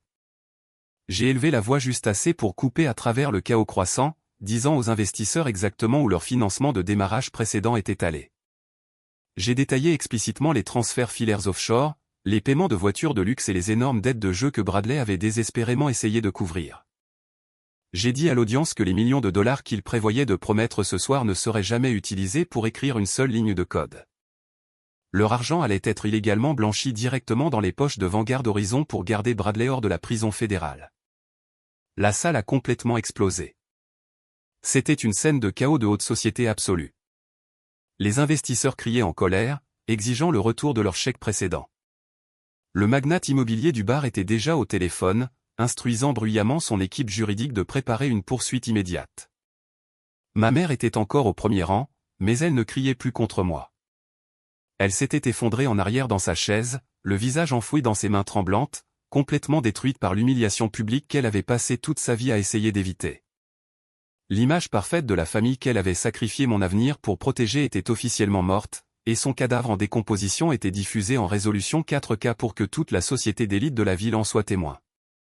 Bradley a réalisé que son empire de mensonges s'était complètement évaporé. Son visage a pris une teinte rouge violente et il a complètement abandonné toute prétention restante de civilité. Il s'est tourné vers moi avec les poings serrés, les yeux exorbités d'une rage féroce terrifiante. Il a commencé à traverser la scène en tempêtant, réduisant la distance entre nous avec des pas lourds et piétinants.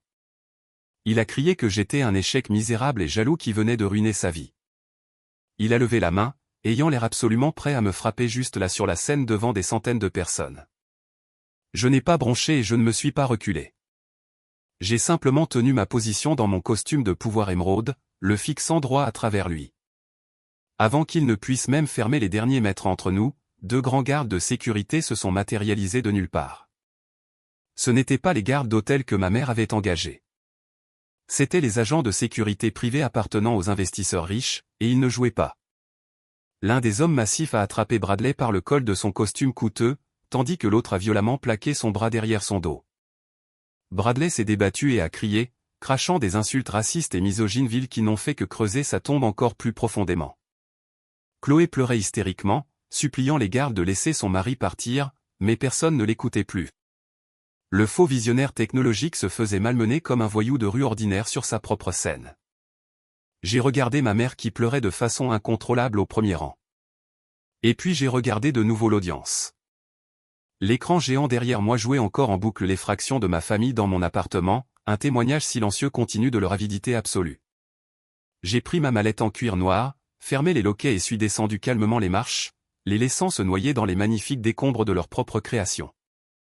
Alors que j'atteignais le bas des marches de la scène, toute la salle de bal a éclaté en un pandémonium absolu. L'illusion de la soirée de gala d'élite sophistiquée a disparu en un instant, remplacée par une ruée frénétique de personnes riches furieuses essayant désespérément de protéger leur argent. Les investisseurs providentiels, qui avaient flatté Bradley avec des éloges vides quelques minutes plus tôt, criaient maintenant violemment les uns sur les autres. Ils ont envahi les tables d'inscription près de l'entrée principale, exigeant agressivement que les coordinateurs de l'événement leur rendent les chèques physiques de démarrage qu'ils avaient déposés plus tôt dans la soirée. Le magnate immobilier qui avait acculé Bradley au bar criait dans son téléphone portable, instruisant son équipe juridique de geler tous les transferts en cours et de préparer une massive action collective en justice. La panique pure dans la salle était suffocante. Ma mère avait été si incroyablement désespérée de prouver son faux succès au monde qu'elle avait personnellement invité plusieurs journalistes prominents des médias d'affaires locaux. Ils s'étaient tenus près du fond de la salle en sirotant du champagne gratuit. Mais au moment exact où j'ai joué les images de sécurité, ils s'étaient précipités droit au premier rang. Les flashs vifs et durs de leurs caméras professionnelles ont commencé à éclater sans relâche, aveuglant la scène dans un stroboscope de ruine publique. Ils capturaient chaque seconde agonisante du désastre. Ils ont photographié Chloé sanglotant de façon incontrôlable derrière le pupitre en verre, et ils ont photographié ma mère affalée dans sa chaise, ayant l'air que son âme avait quitté son corps. C'était le genre de scandale spectaculaire de haute société qui dominerait les premières pages de chaque publication financière de la ville d'ici demain matin. Je suis resté près du bord du chaos, complètement intact par les cris et les lumières clignotantes, regardant simplement les dominos tomber exactement comme je l'avais calculé. Mais Bradley n'avait pas fini. Les grands gardes de sécurité sur la scène avaient momentanément desserré leur prise sur lui pour bloquer un investisseur en colère qui essayait de monter les marches. Bradley a vu son ouverture et son esprit a complètement craqué sous le poids écrasant de sa destruction publique. Il a laissé échapper un rugissement guttural animalistique qui a résonné au-dessus de la foule criante. Il a sauté du côté de la scène, contournant entièrement les marches, et s'est lancé directement vers moi. Son visage était tordu de haine violente pure, ses mains tendues comme des griffes visant droit ma gorge. Il voulait me détruire physiquement parce que j'avais détruit son illusion pathétique. Il n'a même pas fait 5 pieds de moi. Plus tôt ce soir-là, quand j'étais d'abord entré à l'hôtel Grand Plaza, j'avais pris un moment pour parler en privé avec le chef de l'équipe de sécurité d'élite de l'événement. Je lui avais remis une enveloppe très épaisse d'argent liquide et mentionné nonchalamment que le fondateur masculin de la start-up avait un historique d'explosion violente et imprévisible. Alors que Bradley s'élançait en avant, le garde de sécurité en chef est sorti de derrière un massif arrangement floral, se déplaçant avec une vitesse terrifiante. Il a intercepté Bradley en plein air, enroulant ses bras épais autour de son torse et le plaquant violemment sur le sol de marbre poli. Le lourd bruit écœurant de Bradley heurtant le sol a résonné vivement, forçant l'invité le plus proche à reculer de choc. Le garde a plaqué Bradley face contre terre, pressant un genou lourd directement entre ses omoplates tout en lui tordant le bras jusqu'à ce que Bradley crie de douleur vive et agonisante. Ma mère a crié à nouveau un son perçant et hystérique alors qu'elle regardait son gendre parfait se faire malmener comme un criminel dangereux.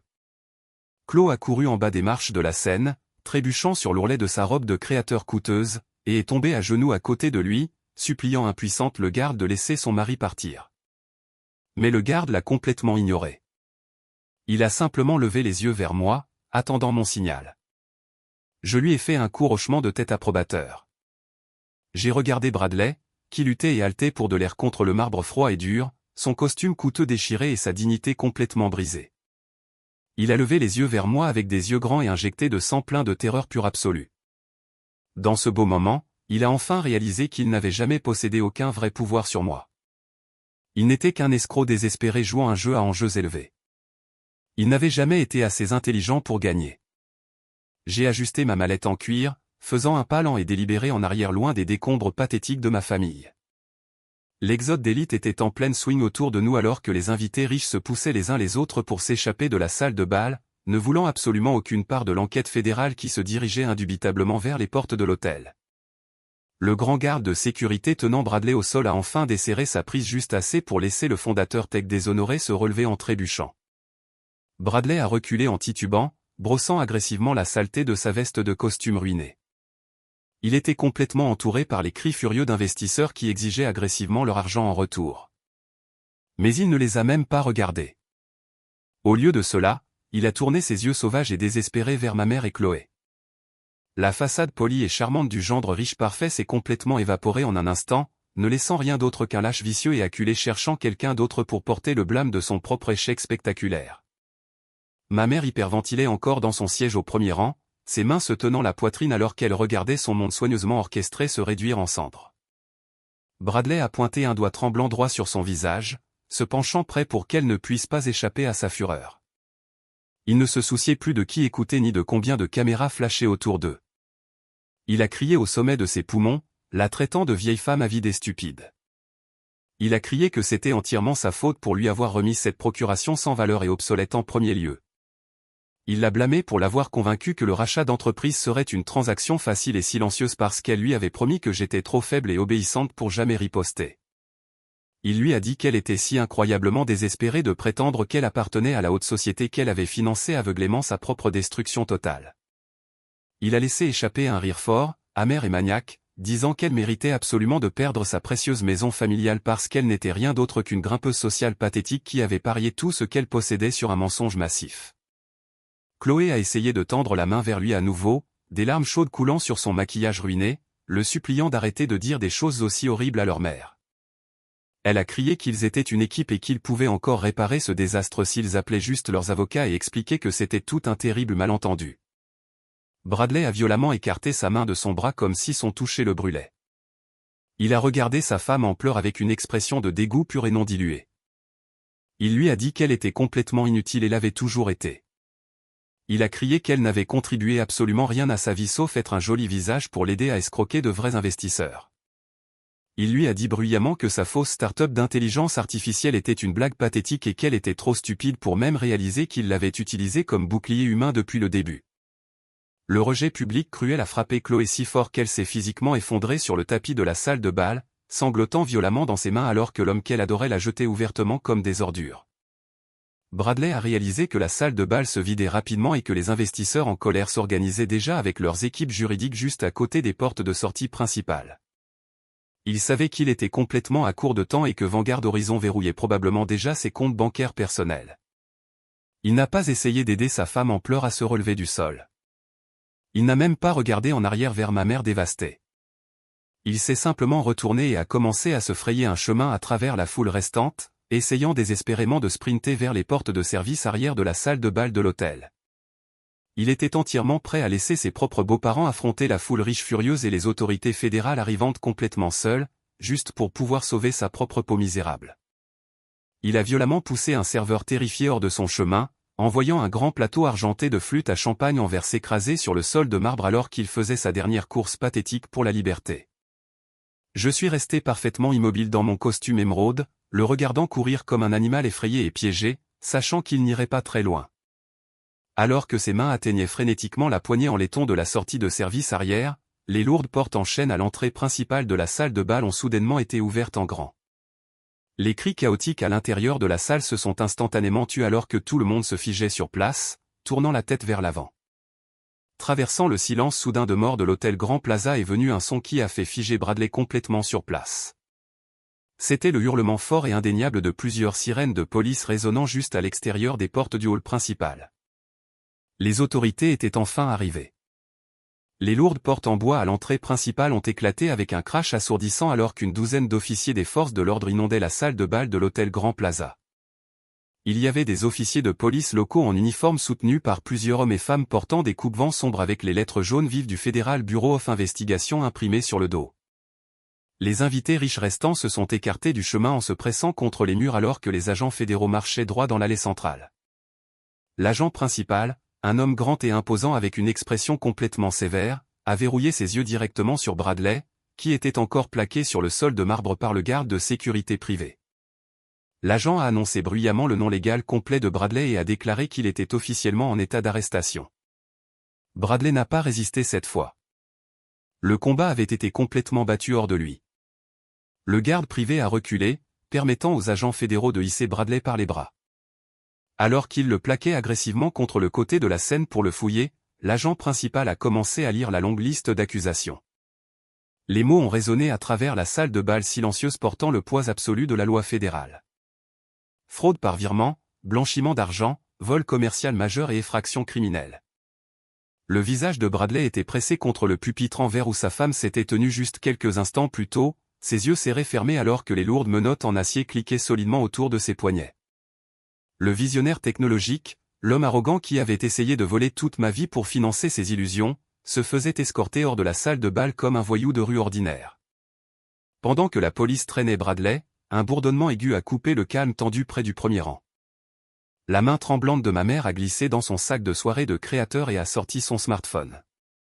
L'écran lumineux a illuminé son visage taché de larmes alors qu'elle ouvrait un email nouvellement arrivé.